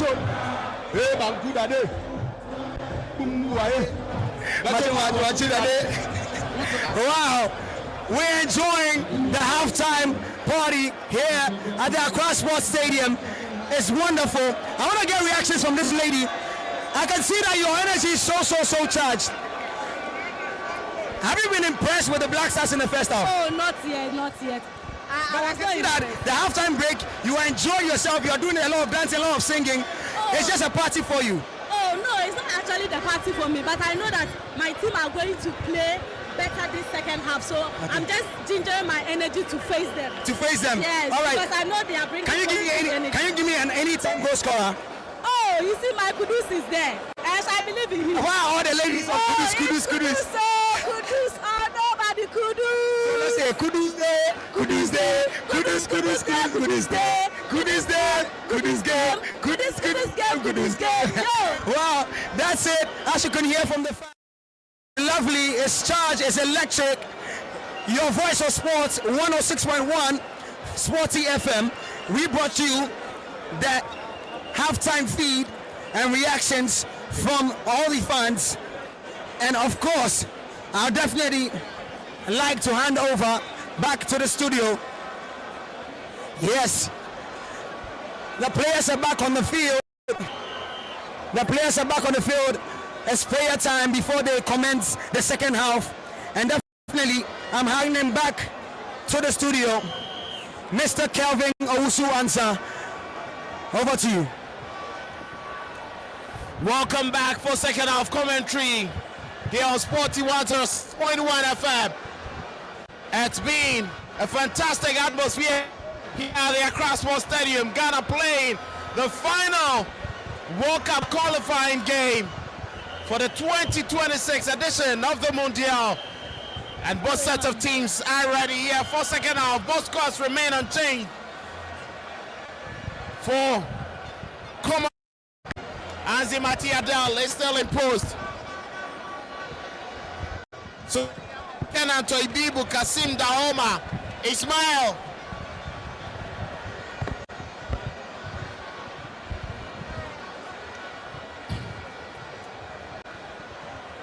Comoros quickly having a quick word with the head coach, and looks like substitution is going to happen. Quick second half substitution for Comoros. And clearly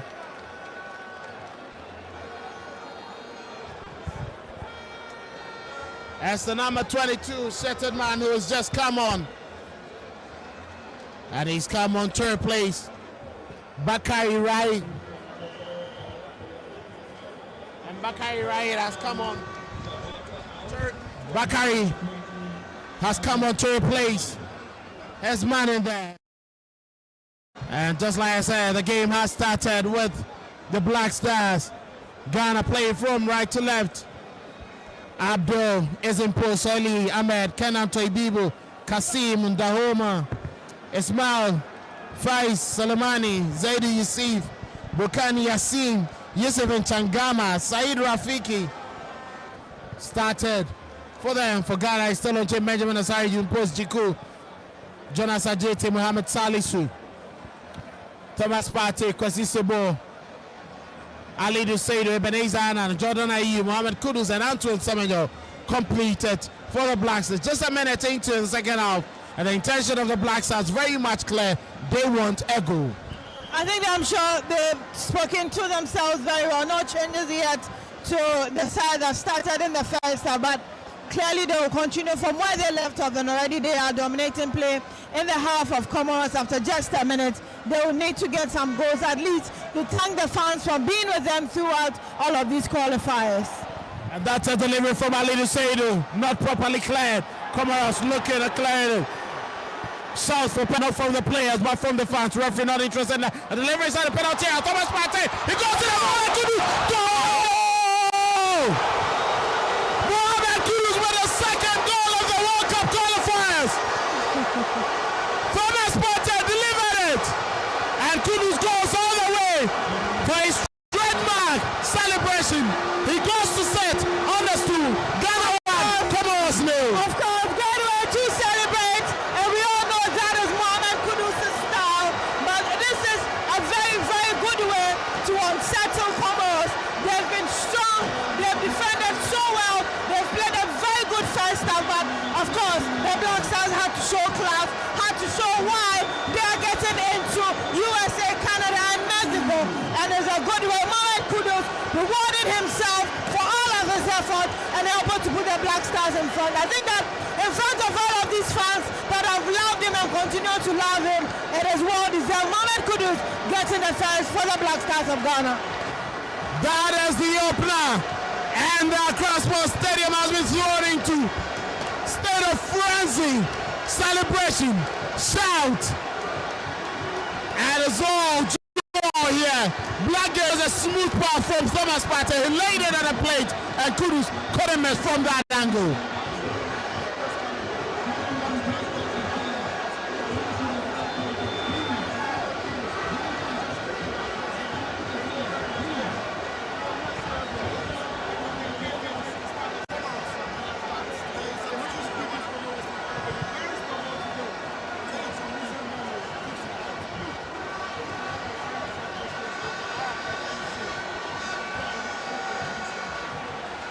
Game continues, 48 minutes played, 3 minutes inside the second half.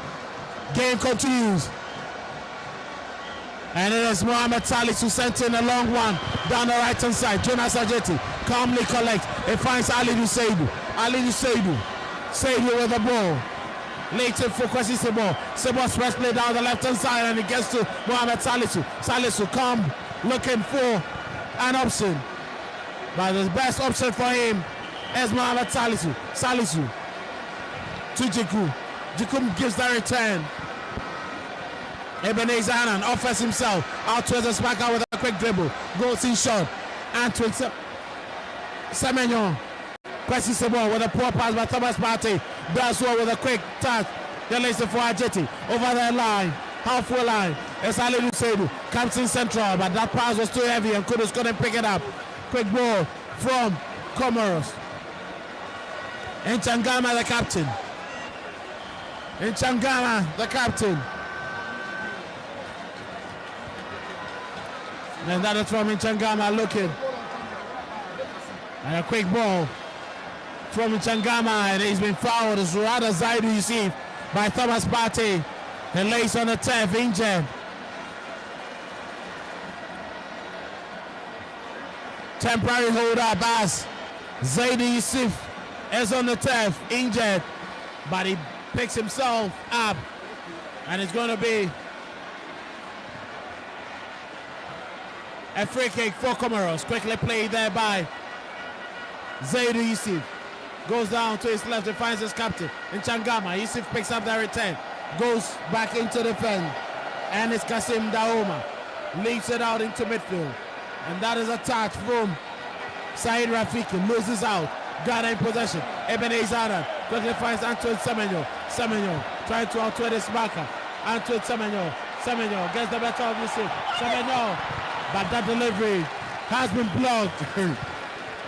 Very good run there from Antoine Semenyo. Yeah, that's trademark Antoine Semenyo. He hugs the byline, pick the ball, bulldoze his way through. And on that particular occasion, you can tell the defender thought he was going to slow down. And he surprised him by taking off. And Jordan Ayew yet again on another set piece for the Black Stars. Jordan behind the ball. Jordan Ayew behind the ball looking for a second. A delivery inside the penalty. Adele misses out. But there was a challenge from Mohamed Salih, so the referee whistles for a free kick. Another good one taken by Jordan, but I think that was a little overkicked, and that brought about that foul on the goalkeeper. They all went in there hoping to be able to get that free header and possibly get the second for the Black Stars. The fans are in expectant any other time the ball gets into the half of Comoros, because now they've seen that the Stars can do it if they decide to. Good game so far. It may not look too good for goalkeeper Anzimati Adele. In the first half, he had a knock. This could be a big worry. He stepped out large for them throughout the entire first half. He was able to help deal with all the aerial balls, but it will be difficult for him to keep the post like that throughout 90 minutes. And this Black Stars team are proving that they are very dangerous on set pieces. See, talking about the goal again, Kevin, the ball retention from the left side of the pitch into the part of Thomas Partey. The first start to cushion the ball and the cut back into the 6 yard speaks a lot about the qualities of Thomas Partey. There is no way any striker at that particular point in time where Kudus was standing wasn't going to finish off that chance, and he was at the right place at the right time to poke home for the Black Stars. It looks like a replica of a goal that they scored against Mali here, and I think this evening now we are beginning to enjoy the carnival atmosphere proper at Accra Sports Stadium. Adele is back on his feet, and the Mexican wave going across the stands in the stadium. The spectators are happy. There's joy, there's fantasy, there's ecstasy. Don't forget Sporty 106.1 FM. We are live across all our socials, on Facebook, on Instagram, on X, at Sporty FM _.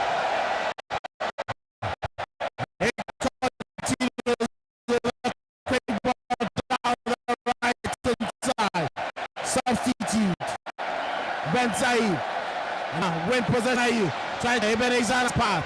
Eben and a very good order loses out.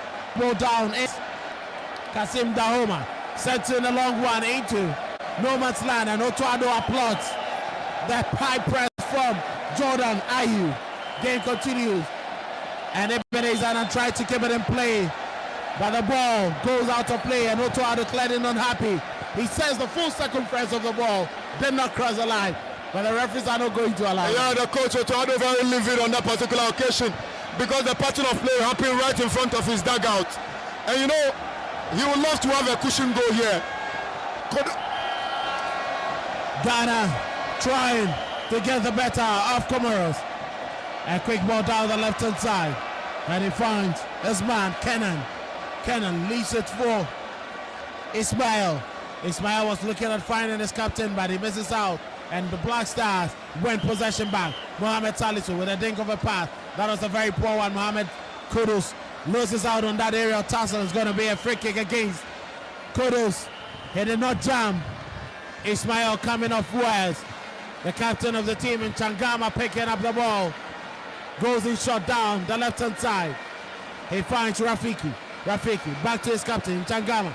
Changama goes in with a long drive. And Benjamin Asare drops in. But he coolly gets close to it. That was a good try there from Changama. Good drive, equally met a great save as well. Benjamin Asare punched that away on that Stars and just took his time and rolled it there. The chance avoided with Gabby Mota since we have infected everybody here and they are in the USA. Game continues in here. Thomas Partey with a delivery inside the penalty area. But a clearance just. Jordan Ayew tried to win possession. In grass, Mohamed Kudus. Both couldn't speak, and Ghana misses out. They lose possession. Ball inside central midfield.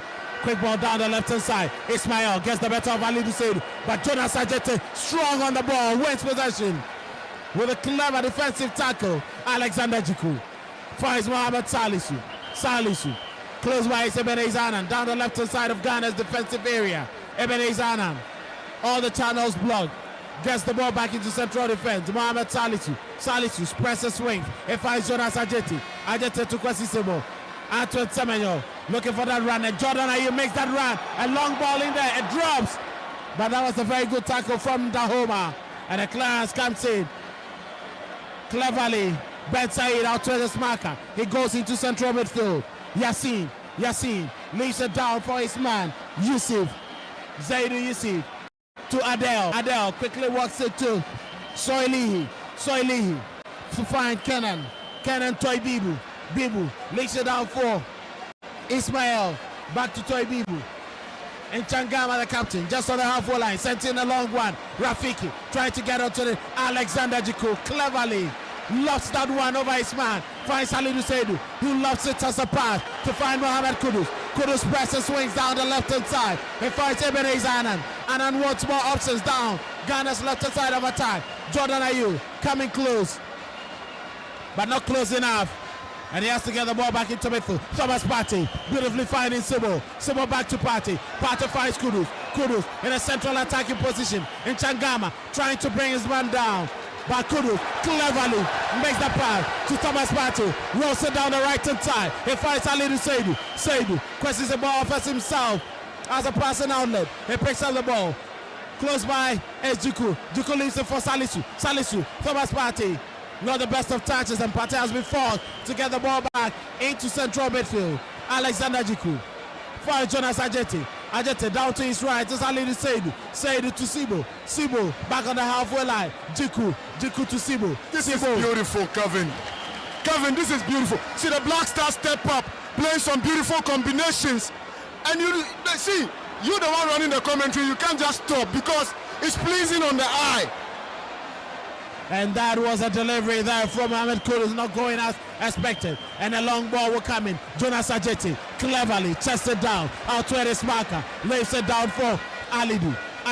Partey back to Halidou wants more options. Thomas Partey makes steps back into his position. Sibu makes in a quick pass what is left to find Mohamed Salisu looking for Antoine Semenyo, but he's pushed down his man. Referee allows play to continue. He applauds that pass. An idea from Mohamed Salisu. Last 3 minutes, you just have your eyes fixed on the pitch because we are playing just on the half of the Comoros side and stringing great passes together. At a point, I was just waiting to see who will lose that ball. Looks more like a warm-up session that the Black Stars are having. Interesting to see how they've been able to just relax and take their time after that goal and not taking their eyes off the fact that they won a lot more goals. The Stars are really having some good game here, and the fans are equally in support of that. The fans are equally in support of that. Jordan Ayew quickly picks up that pass, looking for the round of Ebenezer Annan. Annan down the left-hand side.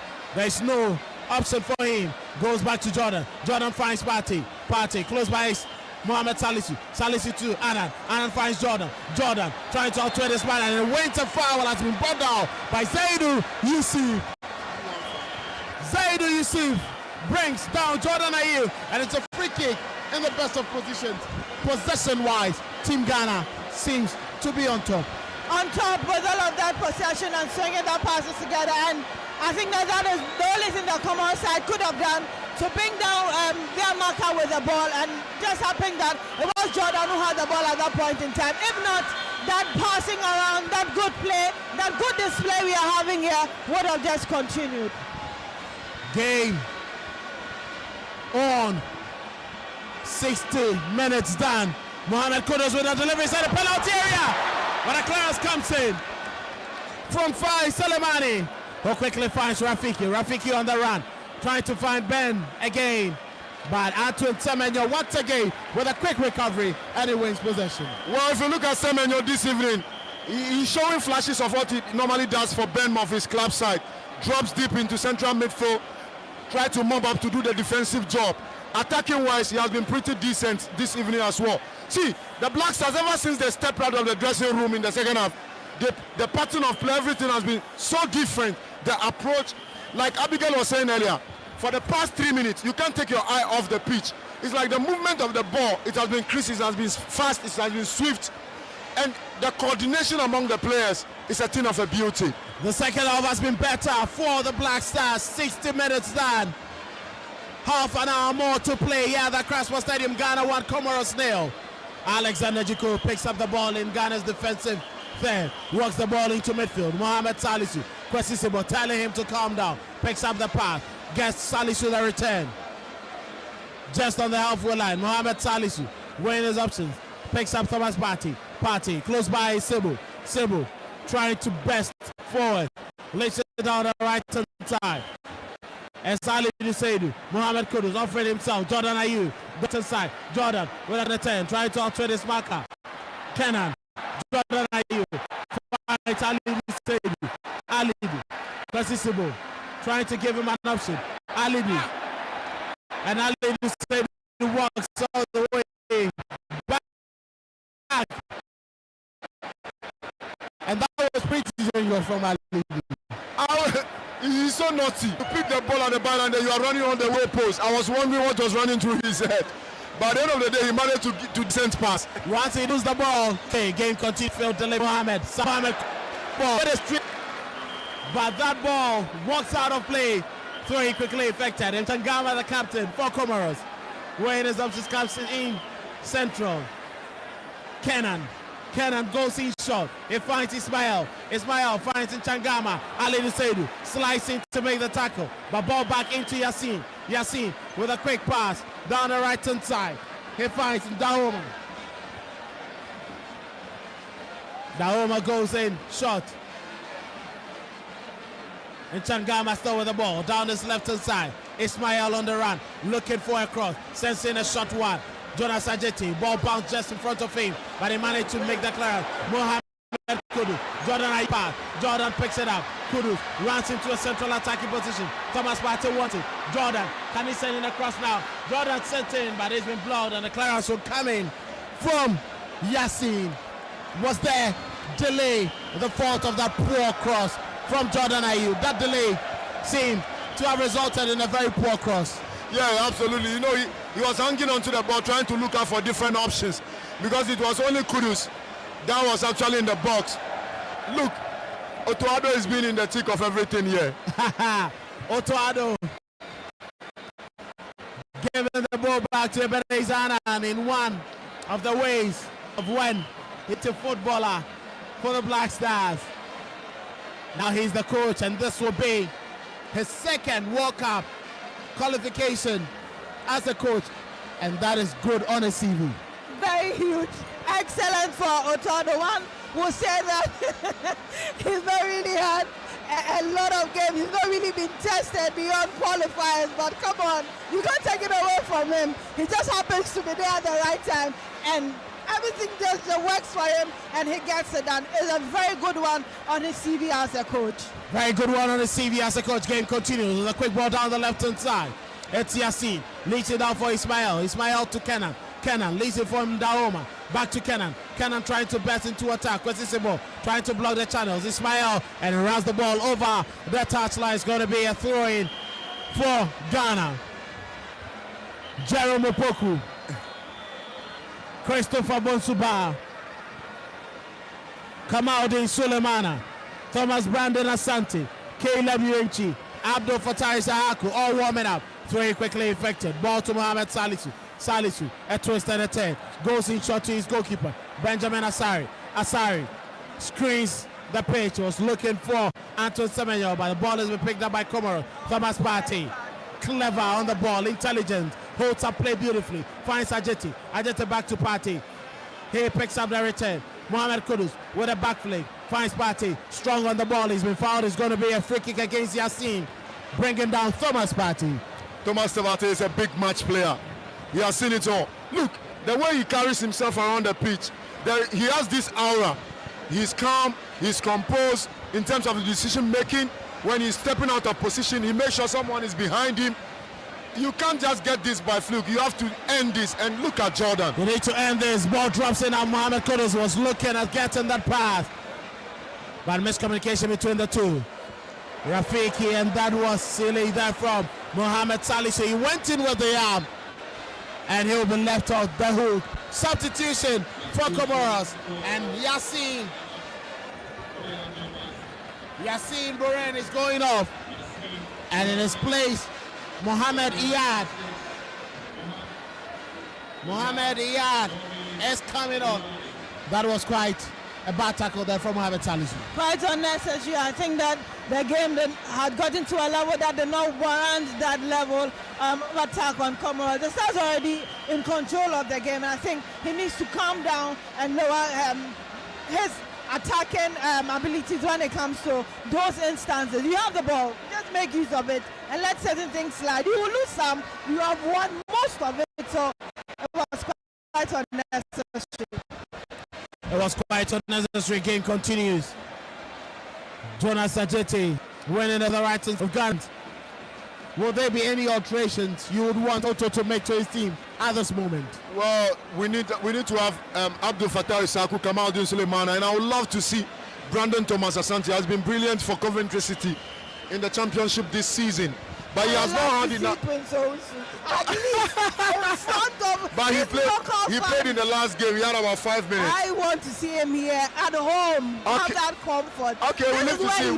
Probably if we have the second goal. And the reason why you called him, you saw him play here. We want to see him here. It will be quite interesting to see Prince Owusu playing at the Accra Sports Stadium. Benjamin Asari has perfected it when he plays at home. A quick ball now for Comoros, but Alexander Jiku calmly clears the ball away, lays it out for Partey. Partey finds Salisu. Salisu to Ebenezer Annan. Annan gets the ball back to Salisu. Salisu quickly finding his foot, and he lays it down for Sibo Argentrol. Jordan Ayew inside the center circle. Thomas Partey lays it out for Jordan. Jordan close by is Mohamed Salisu.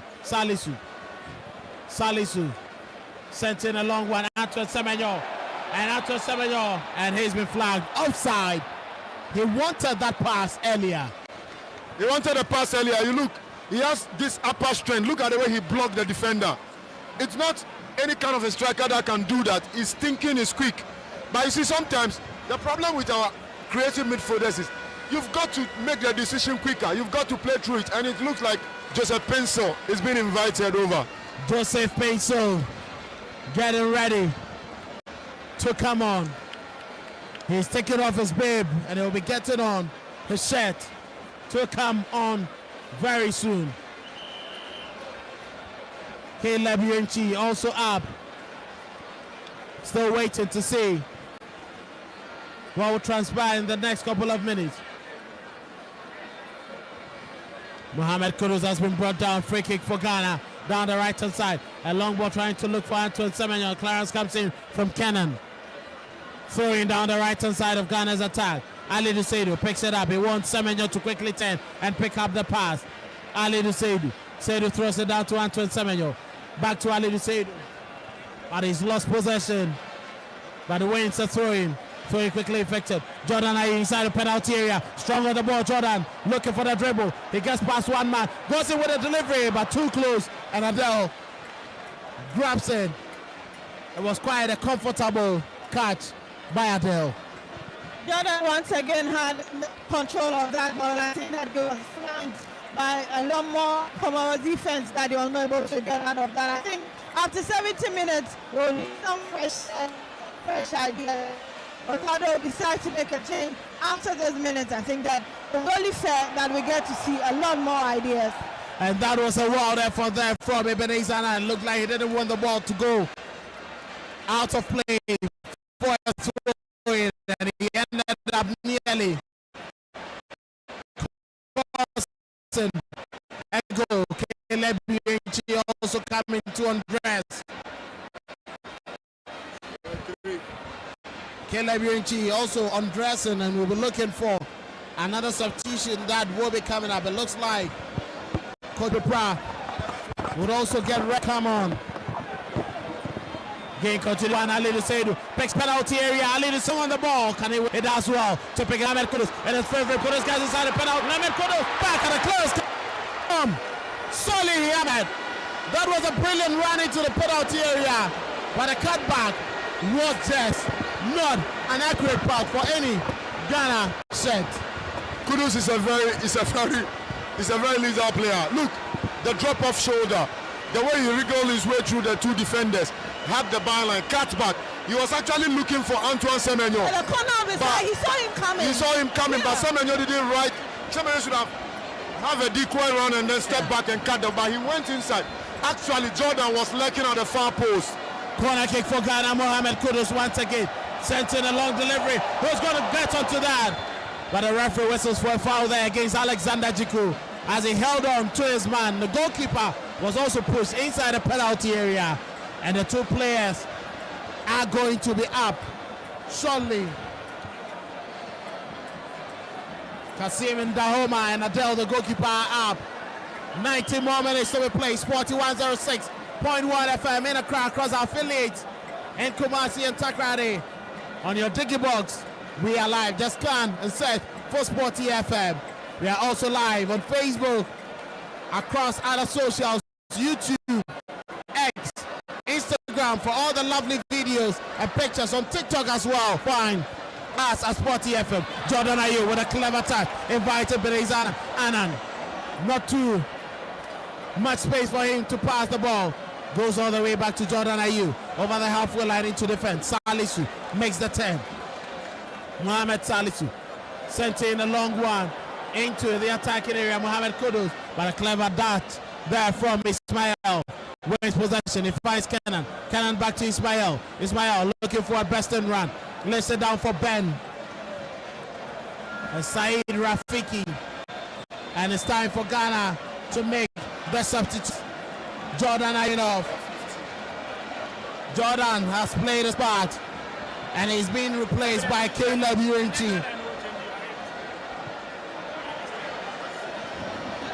And it's a wrong substitution. It's a wrong substitution, and they would have to quickly get back.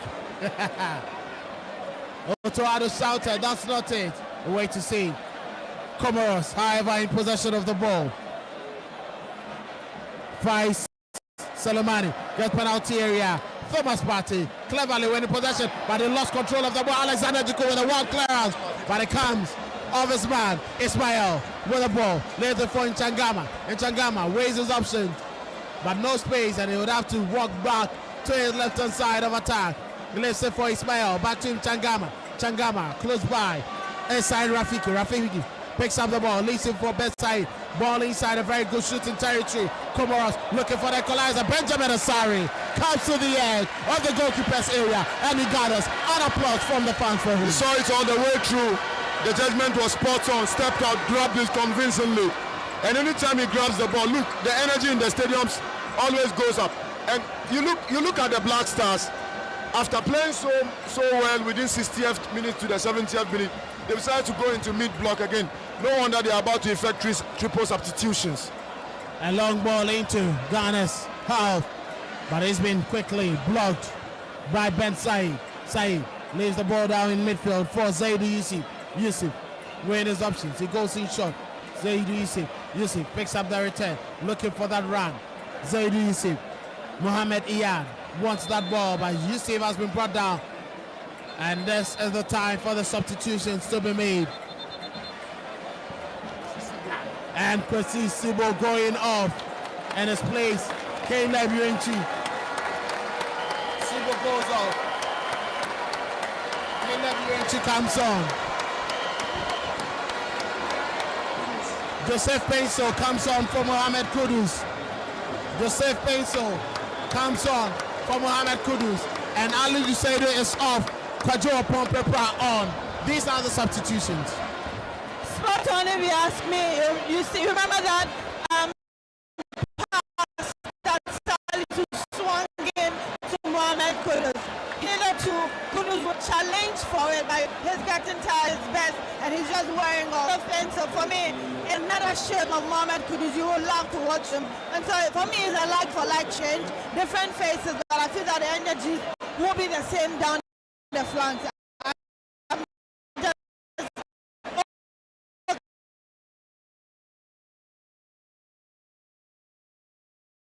Okay with the changes that Otuado has effected. Blackgate.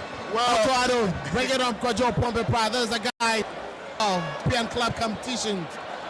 And Caleb the ball away in the first touch of the game. Lays it down for Joseph Peso. Peso down his right hand side. He gets the ball to Kwajo Pompe. Kwajo Pompe with a low cross. Jordan Ayew was looking for it. But Molihi clears this line. And a quick dummy there from Changama. It was from Aisa, and it comes down the team. Well, if institutions Spencer, he brings out what could do. Then alteration. Only these persons then have thousands of pound held by them. See one that steps out there should be able to play in games of this nature.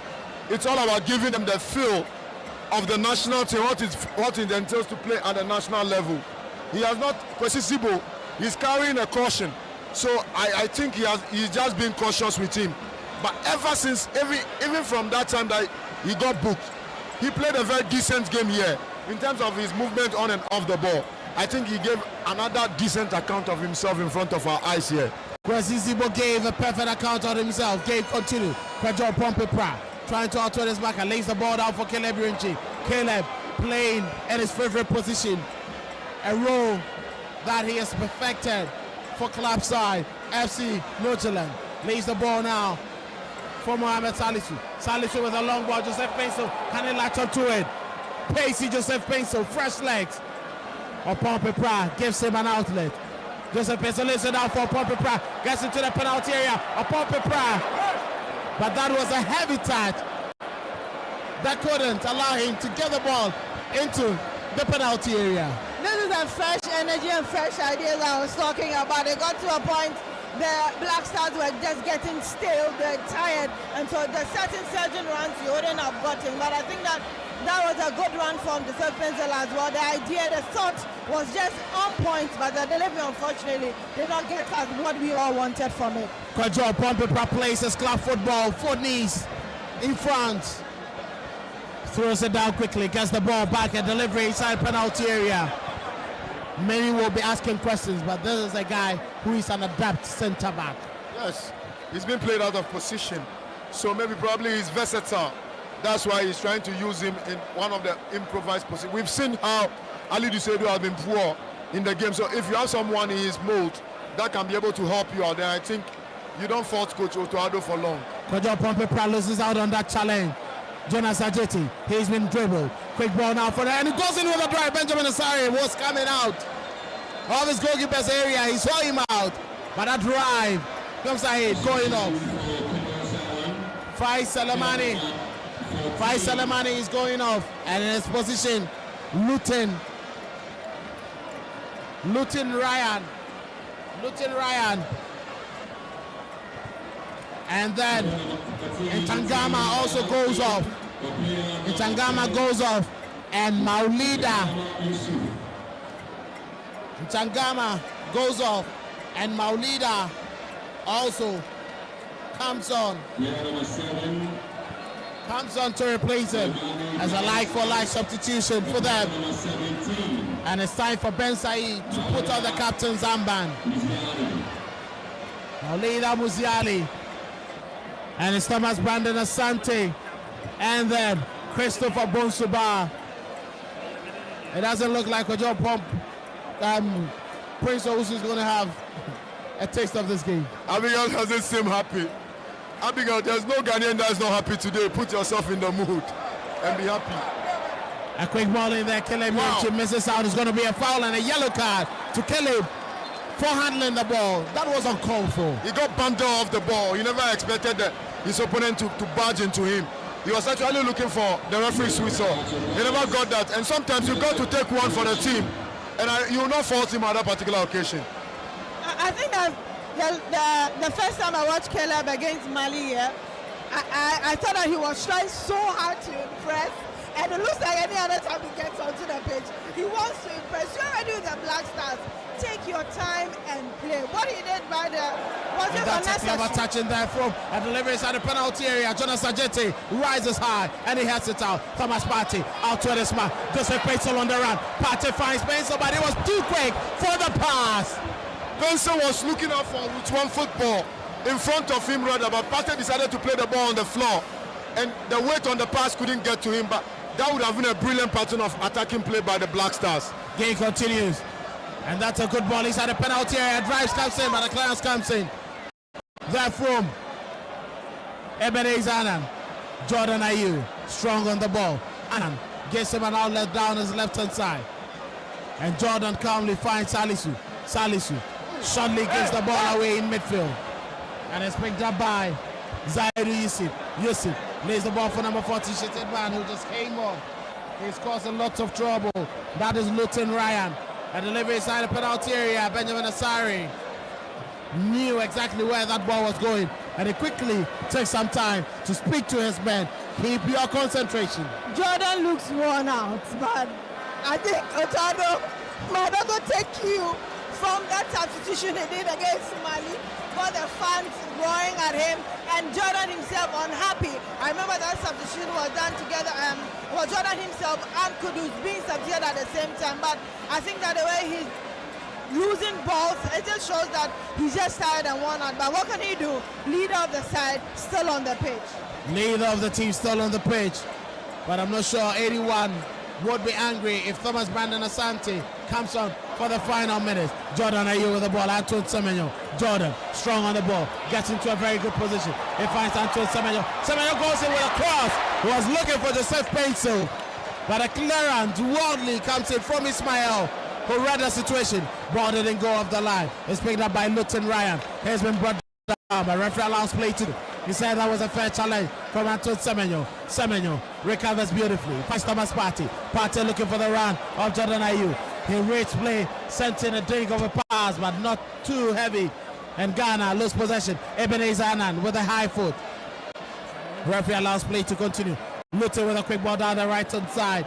Saeed Rafiki has Alexander Jiku to be. Jiku calmly restores possession. Lays it for Salisu. Salisu to Caleb Yunchi. Caleb out to this man. Jonas Ajeti. Ajeti pulls the ball back to Alexander Jiku. Finds Caleb Yunchi. Thomas Partey deep in midfield. Wants that ball. Caleb down his left hand side. He finds Salisu. Ebenezer Annan. Annan goes short back to Salisu. Salisu. Caleb wants that pass. Caleb has been bundled off the ball. Benjamin Asari goes in with a pass. He finds Jordan Ayew. Quick touch to Thomas Partey. Quick pass to Alexander Jiku. Anywhere will do now. Antoine Semenyo. Clever touch, but he was in an offside position and he's been flagged. You see, the Black Stars needs to stay focused on this game. 83 minutes. And it's like heads are dropping in the game. They've got to close the game out. And like, I don't know, the substitute, they seem very relaxed in terms of their approach. Caleb Yerenchi in particular, he has to know that he's playing in central midfield. And he has to be very conscious about his surroundings. If not, he might cost the team. Caleb Yerenchi needs to do the simple things and be watchful of his surroundings. Game continues with a quick ball down to Ben Said. Said goes in short and finds Luton. Luton, he's been the live wire of the Comoros team ever since he came on. I think the Comoros have not really faltered, but for that goal that they conceded, they've held their own, they've done their best. I think we have had a lot of incursions at them, and if they were a weaker side, or let me say they had let their guards down a little in defense, we should be up by 4 or 5 goals. But they've held their own, but unfortunately we have just done the needful. That is the difference. Supporters have started moving out pretty early.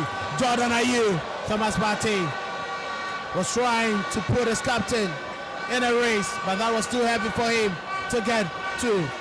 5 more minutes and the fans have started leaving. Tomorrow is Monday. It's already late. They want to quickly get their transportation back home, rest, and go to the offices with more fire, with more ecstasy. Kevin, I beg to differ. I don't think people will be going home. people don't care what they carry to the offices tomorrow. It's a day that they will enjoy. Look, the spillage onto the streets will be different today.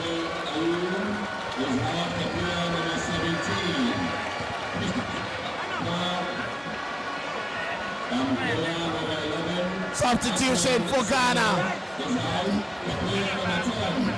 Thomas Brandon Asante comes on to replace Antoine Semenyo. Thomas Brandon Asante comes on to replace Antoine Semenyo. And Christopher Bonsuba replaces Jordan Ayew. The out. Abigail was saying earlier that he looks worn out. He has to step out. It's not easy to play about 90 minutes within 2 days. I think he has been our main man. Congratulations to our captain. He has led by example. Players like Christopher Barr and then Brandon Thomas Asante deserves a round in as well. Substitution also for Comoros. And Saeed Rafiki, who is off, Mohamed El Farouk Ben. So El Farouk Ben has also come on to replace Saeed Rafiki. Games continue. Final 3 minutes of the game. A long ball for Joseph Pencil. Cleverly bringing it down on his chest. Thomas Brandon Asante will give a chase. But Adele will drive that ball wildly out of play. It's going to be a throw-in for the Black Stars. Brandon Asante playing right through the middle. Joseph Pencil down the left-hand side of attack. Bonsuba gives the ball away in his first attempt, trying to win possession. He commits a foul. And that is the first contribution from El Farouk Ben to his team. He wins a free kick. Luton Ryan quickly places it down the right-hand side. Ben Sahi lays it down, and that's a drive. Goes way off target. Maulida Liza. His kick was always going to rise. Comoros look very sharp on the counter-attack. Look at the movement on and off. They knew exactly what they were doing. And the Black Stars need to come up and play the last few minutes on the front foot, because if you sit deep, they don't have anything to lose. They just don't want you to win. And Ghana definitely got to beat Comoros today. If not, they will still feel like they are a boogie side to the Black Stars. In recent memory, we've been struggling to beat this team. I don't know why. I think we just have to avoid Chad. Well, avoiding these two will help Comoros. 88 minutes played. Ghana 1. Comoros 0. 47th minute finish from Mohamed Kudus. Free kick. Bonsuba has been fouled. And you can see it looks like there is some pain for Jonas Ajeti. But he quickly picks himself up. He tells them not to pass the ball to him. Caleb Uenchi. But he passes the ball to Jonas Ajeti. Benjamin Asari. He can have a feel of the ball. Goes in with a quick pass. Kojo Pompepra lays it down for Bonsuba, but that's a poor touch and it goes out of play. Throw in for Comoros. Ismail throws it down to Kenan. Kenan back to Ismail. Ismail comes in central. He picks up on his spine. Zaidi Yusuf. Yusuf plays it down the right hand side. It's picked up by Shirley Ahmed. Ahmed goes into Ben Said. Ben Said picks up the return. Alexander Jiku. Safety first. He does it cleanly. Throwing for Comoros. Ben Said tells Luton Ryan to leave it for him. Ben Said wants more options in the attacking third to throw down this ball. Ben Said throws it down the right hand side. And it's going to be a foul throw-in against Ben Said, the captain. Still waiting for the final minutes that will be added on. And Desmond trying to signal Jonas Ajeti on what is actually the issue. Kojo Pompepra moving a bit far away. Throwing quickly effective. Thomas Brandon Asante loses out on the aerial tussle. Luton Ryan. Ryan leaves it down for his man, but that's a poor touch from Luton Ryan. He cleverly recovers. He finds Kenan. Kenan running into a very good position. Ismail sends in a long delivery. Benjamin Asari comes out to first. It's out. And Joseph Pencil trying to win possession. Clever on the ball. Joseph Pencil out to his man. 4 minutes of additional time as indicated by the fourth official. Joseph Pencil cleverly retains possession. We need to be very focused in the last 4 minutes. I don't want to think about what happened in Chad and the time we consider that equalizer. It just shouldn't happen here, but the Stars just need to hold their own to the end of the game. Joseph Painson looking very sharp. Ball picked up by Upon Pepra to Jonas Ajeti. Ajeti goes in shot. He finds Pepra again. Pepra looking for the run of Brandon Asante. Spend some time on the ball. Christopher Bonsuba with a run. Bonsuba looking at getting that ball, a sliding tackle, and he loses out of possession. Game continues. Luton Ryan, Ebenezer cleverly wins possession. Bonsuba finds Thomas Brandon Asante looking for the nutmeg, but that's a poor pass in there, and Luton Ryan will win possession. Luton Ryan for Comoros goes back to his captain, Ben Said. Said quickly finds the pass, and it is Farouk. Not the very best of passes you would have expected, but the game continues. Maulida wanted by Thomas Partey. Lays it for Caleb. Caleb goes back to Mohamed Salisu. Salisu tells him to come for the quick pass. Alexander Jiku has to strut back to pick up that pass. Caleb Yuenchi wanted, but Benjamin Asari picks up the pass from his man. Clever from Benjamin Asari. Caleb Yuenchi. Caleb Yuenchi walks the ball into midfield over the halfway line. Christopher Bonsuba plays it down the left hand side. Joseph Pinsey. Bonsuba wants the return. Joseph Pinsey looking for that pass. Joseph Pinsey just at the edge of the penalty area. But he's been forced back to Ebenezer Annan. Annan to Caleb Yuenchi. Thomas Partey wants it. Partey gets the ball back to Salisu. Salisu to Thomas Partey. Partey out to this man. Thomas Partey clever on the ball. Joseph Pinsey did not give him that outlet. And Thomas Partey will quickly get down the line. He presses his man, and Joseph Pinsey wins possession. Ball is picked up by Caleb Yuenchi to Christopher Bonsuba. Ajeti strong on the ball, retains possession. Kojo upon Pepra lays it for Christopher Bonsuba. A minute and 20 seconds more to be played from the 4 minutes of added time. Thomas Partey with a quick touch. He lays it down for Caleb Yuenchi. Calling for support. Alexander Jiku lays it down for Ajeti. Ajeti finds Bonsuba. He's been brought down. Referee allows play to continue. There's a quick ball now. Comoros trying to get the ball into Luton out to this man. Luton strong on the ball. And Salisu Ajeti combined. Burlus possession again. Ben Said. Ball inside the penalty area. Ben Said goes in with a short pass. And a clearance comes in from the injured Jonas Ajeti. It's going to be a corner kick. The substitution in central midfield has destabilized this team. They should have left Sibo on the ball in this game. I don't know. Caleb Yuenchi, what is running through his head? You get ball over elaboration. He take quick decisions on if he always wants to pause and think before he moves, and that is not just helping. 20 more seconds to play. Corner kick and delivery inside the penalty area. Benjamin Asari was locked. Ball drops out. Can Ben Said drive it? It drives it, but too high, and it goes over the goalpost. Benjamin Asari has been applauded by Alexander Jiku. Shout for the final whistle from the fans. But the goal kick has to be effected before Benjamin Asari. And he is not going to take it. That will be the final whistle from Pierre Gisland.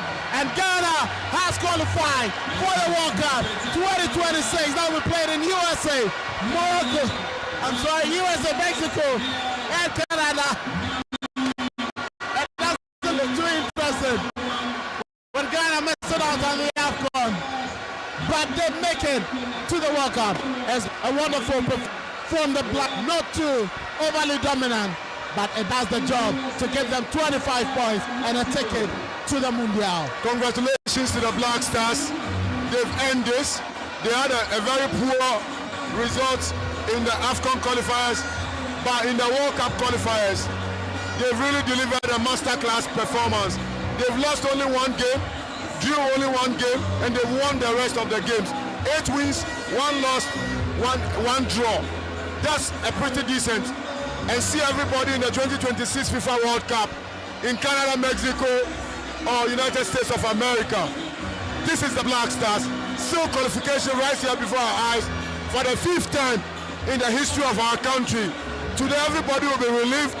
This will make up for the failure to qualify for the AFCON. We will take this and everybody will go to bed today feeling so proud to be a Ghanaian. Congratulations to all of us once again, and congratulations to the boys for making us proud, especially to the Ghana Football Association, Mr. Ked Edwin Smon Okreko, qualifying us for the 2nd time to the World Cup. Well, I think that from now on, all we have to pray for is life. God give us life, keep us safe, keep us sound, at least to witness what would happen in 2026. The Black Stars have been able to do what they have to do, what we got them in to do. They've gotten a Gold Cup, whether they beat Comoros by 1,000 margin or not. They have the 3 points, top of the eye. Here we are. You ask us why we are not present at the AFCON in Morocco. What we'll tell you is we are preparing for our 5th appearance at the World Cup. Now there's something to talk about. There's something to look forward to. And these boys have equally given themselves out for Ghana, for us to be able to get the best out of them. They had their own mistakes, corrected it, including head coach Otuado. He's looking good, but can get better. All we can say is congratulations to Ghana, congratulations to the Black Stars, and of course, leadership of the Ghana Football Association. They have led this, and so they will also have that part on the back. And so here we are, getting ready for World Cup. We have nothing to do with AFCON, but this will look good come 2026, and God has to just give us life, and that'll be it. I can tell you Mali has defeated Madagascar 4 goals to 1. Sinayoko with a brace there.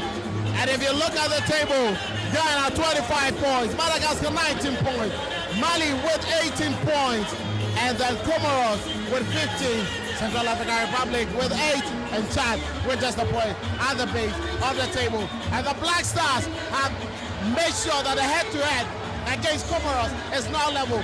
2 wins each and a draw. After their troubles facing Comoros. It's been a brilliant time here. My name is Calvin Oswans. I did this together with Blackgate and Abigail Sanasosu. Kobe Perry takes you to the farm for a lot more reactions. All right. So we're getting reactions from the crowd. As you can hear the music in the background, we're doing gospel music from Ghana. As you can see, it authenticates, it solidifies, it certifies Ghana's qualification to the 2026 World Cup taking place in USA, Mexico, and Canada. Ghana has qualified for their 5th World Cup, and you can see on the pitch, the players are clad in a white t-shirt with number 5 at the back, signifying their 5th World Cup, 5th World Cup they'll be going to. It's all celebrations here. Are you happy? Yeah. Are you happy? Yes. Would you go to USA to watch the World Cup? Yes. You're going with your daddy, right? Yes. Okay, so you're ready for the World Cup 2026 in USA? Yes. Do you want to go to Canada, USA, or Mexico? USA. USA. What about you?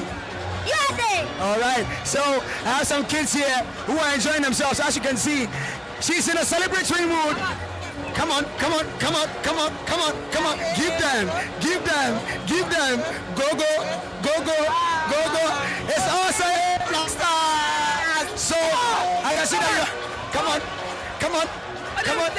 I'm so happy we won. At least we qualified for the World Cup, right? Yes, so 2026, we are going to bring the World Cup home, Abby. Hey, come on. Are you ready?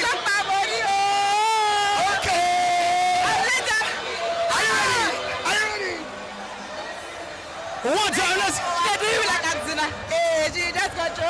it's all celebrations here. Hey. So you see how it goes down. Sir, I can see you at all celebrations. Of course. I mean, it's been an exciting one, and I'm very, very glad that Team Ghana. In fact, I was very scared at the moment because why are you scared? The boys are good though. The Comoros boys, they're not to them good like that. Yes. Yeah, so they were to manage the game in the first half. Yeah. And then I love the fact that even in the first half, we were playing on their side. All right. We had more ball possession and all. Sure. But we didn't have the chance to actually shoot. All right. I think if we had more chance to shoot, we would have scored way back in the first I want to half. ask you a question.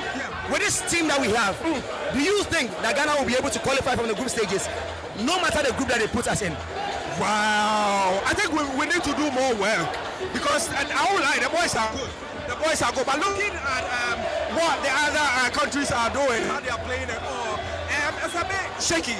But then, I mean, the boys are good. So definitely I'm praying. All hopes high. Will I be seeing you USA? If you give me a ticket, I will go. All right. So, most definitely, sir, what was your impression? I spoke to you earlier in the first half, and you were expecting that definitely Kudus to score. And he did that for you. Are you happy? I'm really happy. I'm really happy because the Black Stars players, they are playing very fine football for their respective clubs. So we expect them to replicate it here. Back to Ghana, they should replicate that same form they've been doing for their respective clubs. Right. And I think that today it was individual brilliance that has made Ghana win this game against. When you say Comoros. individual brilliance, are you saying we should not give any credit to the technical team? I think tactically, Stefano Hussein was man there, but we needed that bite up front. We needed that individual bite, and indeed, Kudus earlier on in the first half, not Ayu and I had wanted to do the same, but I think that in the first half, Comoros came and they scored in the first half, and our coach scored in the second half. So I think that individual brilliance has propelled Ghana. Let me ask you something. I'm asking everyone. With the squad depth, I don't know whether you watched the last 15 minutes. After 75 minutes, we started doing our changes. The game switched. Like we have an issue with our squad depth. The quality on the bench is not as much as it's not on the same par compared to our first 11. Maybe we will have an issue with squad depth. Do you think that Ghana Black Stars have an issue with squad depth? With this squad, if we take it to the World Cup, we'll be able to survive from the group stages.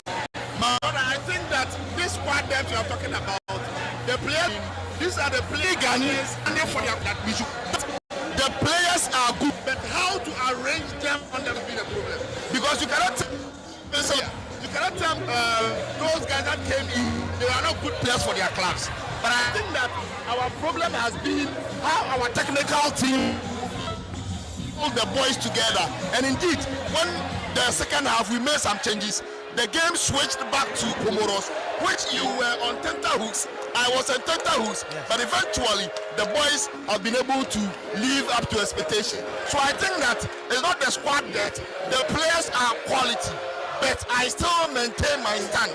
Someone has to arrange them on the field so that we get the best out of them. And today, when the changes came, you could see that it switched back to Stefano Hussein, and he nearly stole the show. He nearly equalized, which could have spoiled the party. But indeed, the boys have really done well. All right, so as you can hear, many Ghanaians, many fans are not really convinced when it comes to our tactical ability. Hey.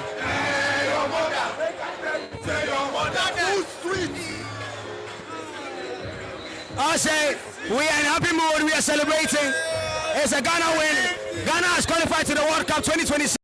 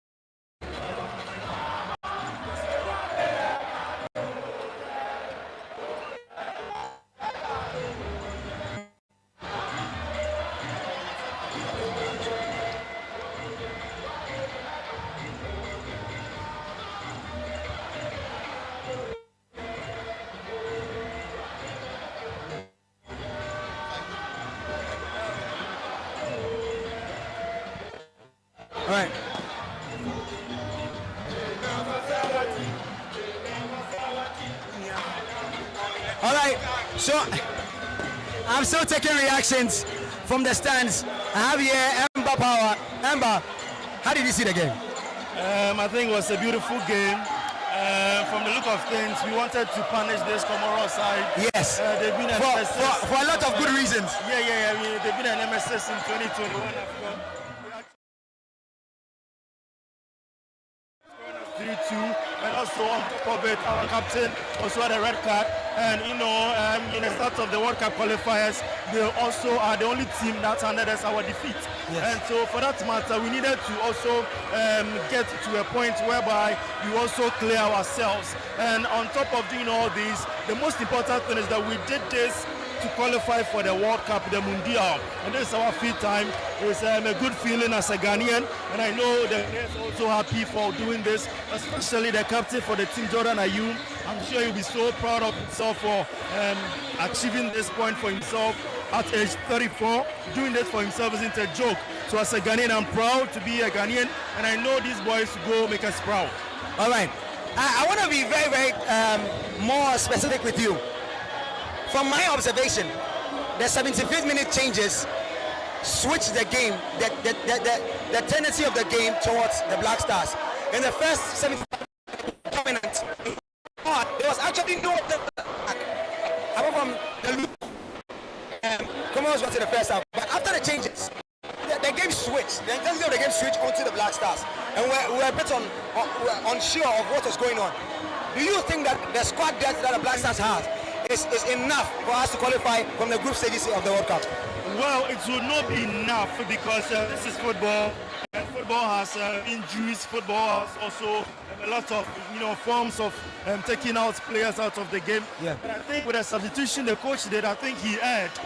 He did an error because at a point he thought he was coming to manage the game. But it's the case whereby the Comoros coach, who is a very good coach, yes, he realized that we have taken off Jordan Ayew, taking off Kudus, all your direct attackers. Exactly. So at that point, he also brought in Mimo, men who also quick feet, who can dribble, get into the ball. So I think one way or the other, the coach erred with that substitution. Going for it, he needs to learn because this Comoros side, if you could remember, the 2021 AFCON that we played, they scored last 2 goals in the 70th going to the 90th minute. So it should tell you that they have power, they are strong enough, and they don't get tired when the last whistle is not played. So I think the coach should work on how he does his substitutions, and going forward, he shouldn't see any team as whether they are too soft or they are not soft. Because they had chances, they could have buried the game, they could have gotten an equalizer, and so it would have been different. So going forward, the coach should step up when he's doing the substitution. He should be able to read the game, and I'm wondering, because you have two assistant coaches, if you still keep on doing that substitution, they can tell you that the substitutions mostly come for the technical bench. He is the head of the technical bench, but obviously there will be improvisations or there will be feedback from his 2 assistants. That begs the question: should Otoado still be in the helm of affairs going into the 2026 World Cup? Well, as a Ghanaian, I would say I congratulate him for this feat. Chris Hughton started his qualifiers, but unfortunately, he was nowhere to be found after the AFCON in Côte d'Ivoire. He has to be sacked. But then he started so poorly, but I think he's able to qualify the team to the World Cup. Let's congratulate him. But we sacking him, we maintaining him. I think the time for his sacking is past. The time for his sacking. You mean at this point?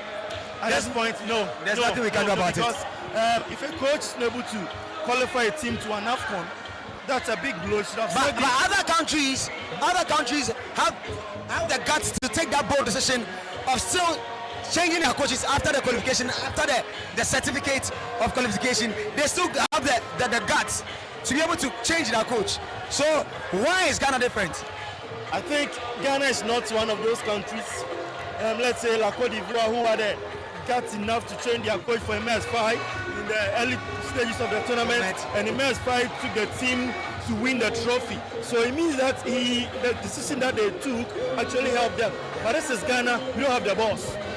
We don't have the boss, and I think Ghana sacking Otuado at this point would be not the best decision to take because he's qualified a team. He would know the team so well. He would understand the tradition of the team. If we should get him, you know, a beefing up of the technical team, I think that would be better to the World Cup. That would be better. All right, sure. With regards to what is the expectations of Ghanaians when it comes to the World Cup, should we be expected to be able to qualify out of the group stages? Some people say it's our birthright. We have been able to do it before. Even on our first chance, we were able to go out of the up to the round of 16. What do you think the expectations of Ghanaians? Well, everyone who is going to the World Cup will go mission or with the ambition of at least going to get closer. We are not going to win the trophy. We are not going as a favorite to win the trophy. Hey, you know, everything in this country, I believe in all forms of life, all walks of life. I'm hearing some prophets saying that Ghana will be qualifying to the World Cup and probably they will play in the final. I don't doubt them. You get it? I don't doubt them. But what and possibly we need to build a team so well. We need to get a strong team going to the World Cup. We should get a team that we can match the Spains, the Argentinas, the France, the Portugal, the Belgiums, and what have you. So for me, I could say we are not going to win this trophy. We shouldn't think of going to win this trophy. So we should hold our expectations to winning the World Cup. Exactly. We can just, as we've qualified, if we are to see some friendly games that we play, not only put us in the whether we are going to the quarterfinals, the semi-finals, but to win the trophy. What should be the barest minimum? If not anything at all, what should be the barest minimum for Ghanaian expectations in the World Cup? Well, it should be quarterfinal. That should be our barest minimum, because that's where we have been. All right. So Ghanaians should have the barest minimum of an expectation of a quarterfinal in the 2026 World Cup. Thank you very much. Thank you.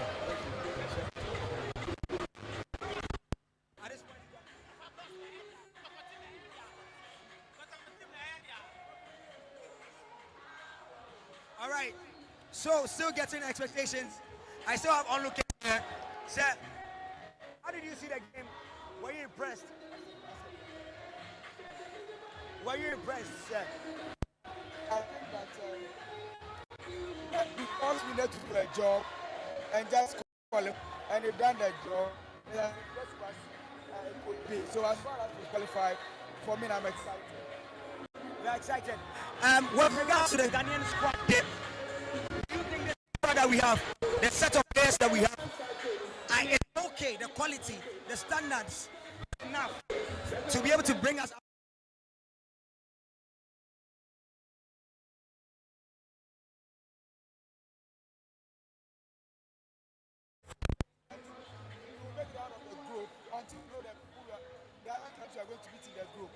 So it is when you know, for instance, if you are not lucky, and then you have Spain, you have Brazil in your group, you can't say you make it out of it. So why not? Sometimes, why not? The lack of the draw, and then you can take it from there. So you believe in the lack of the draw, right?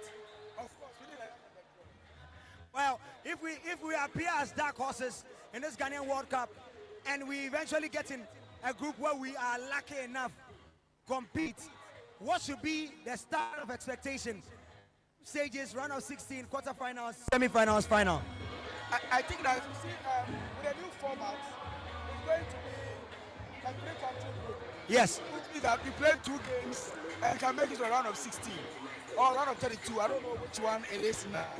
But what that means is that since in 2010 we had the quarterfinals, for Ghanaians that will be the standard. That should be our standard. From there, anything else can be bonus. All right. So as you hear, most of Ghanaians are saying, since we have been to the quarterfinals of the World Cup before in 2010 South Africa, that should be the expectation standard. And still, we are your voice of sports right here from Accra Sports Stadium, Sporty FM 106.1. Ghana has qualified to the FIFA World Cup 2026 taking place in USA, Canada, and Mexico. Over to you in the studio.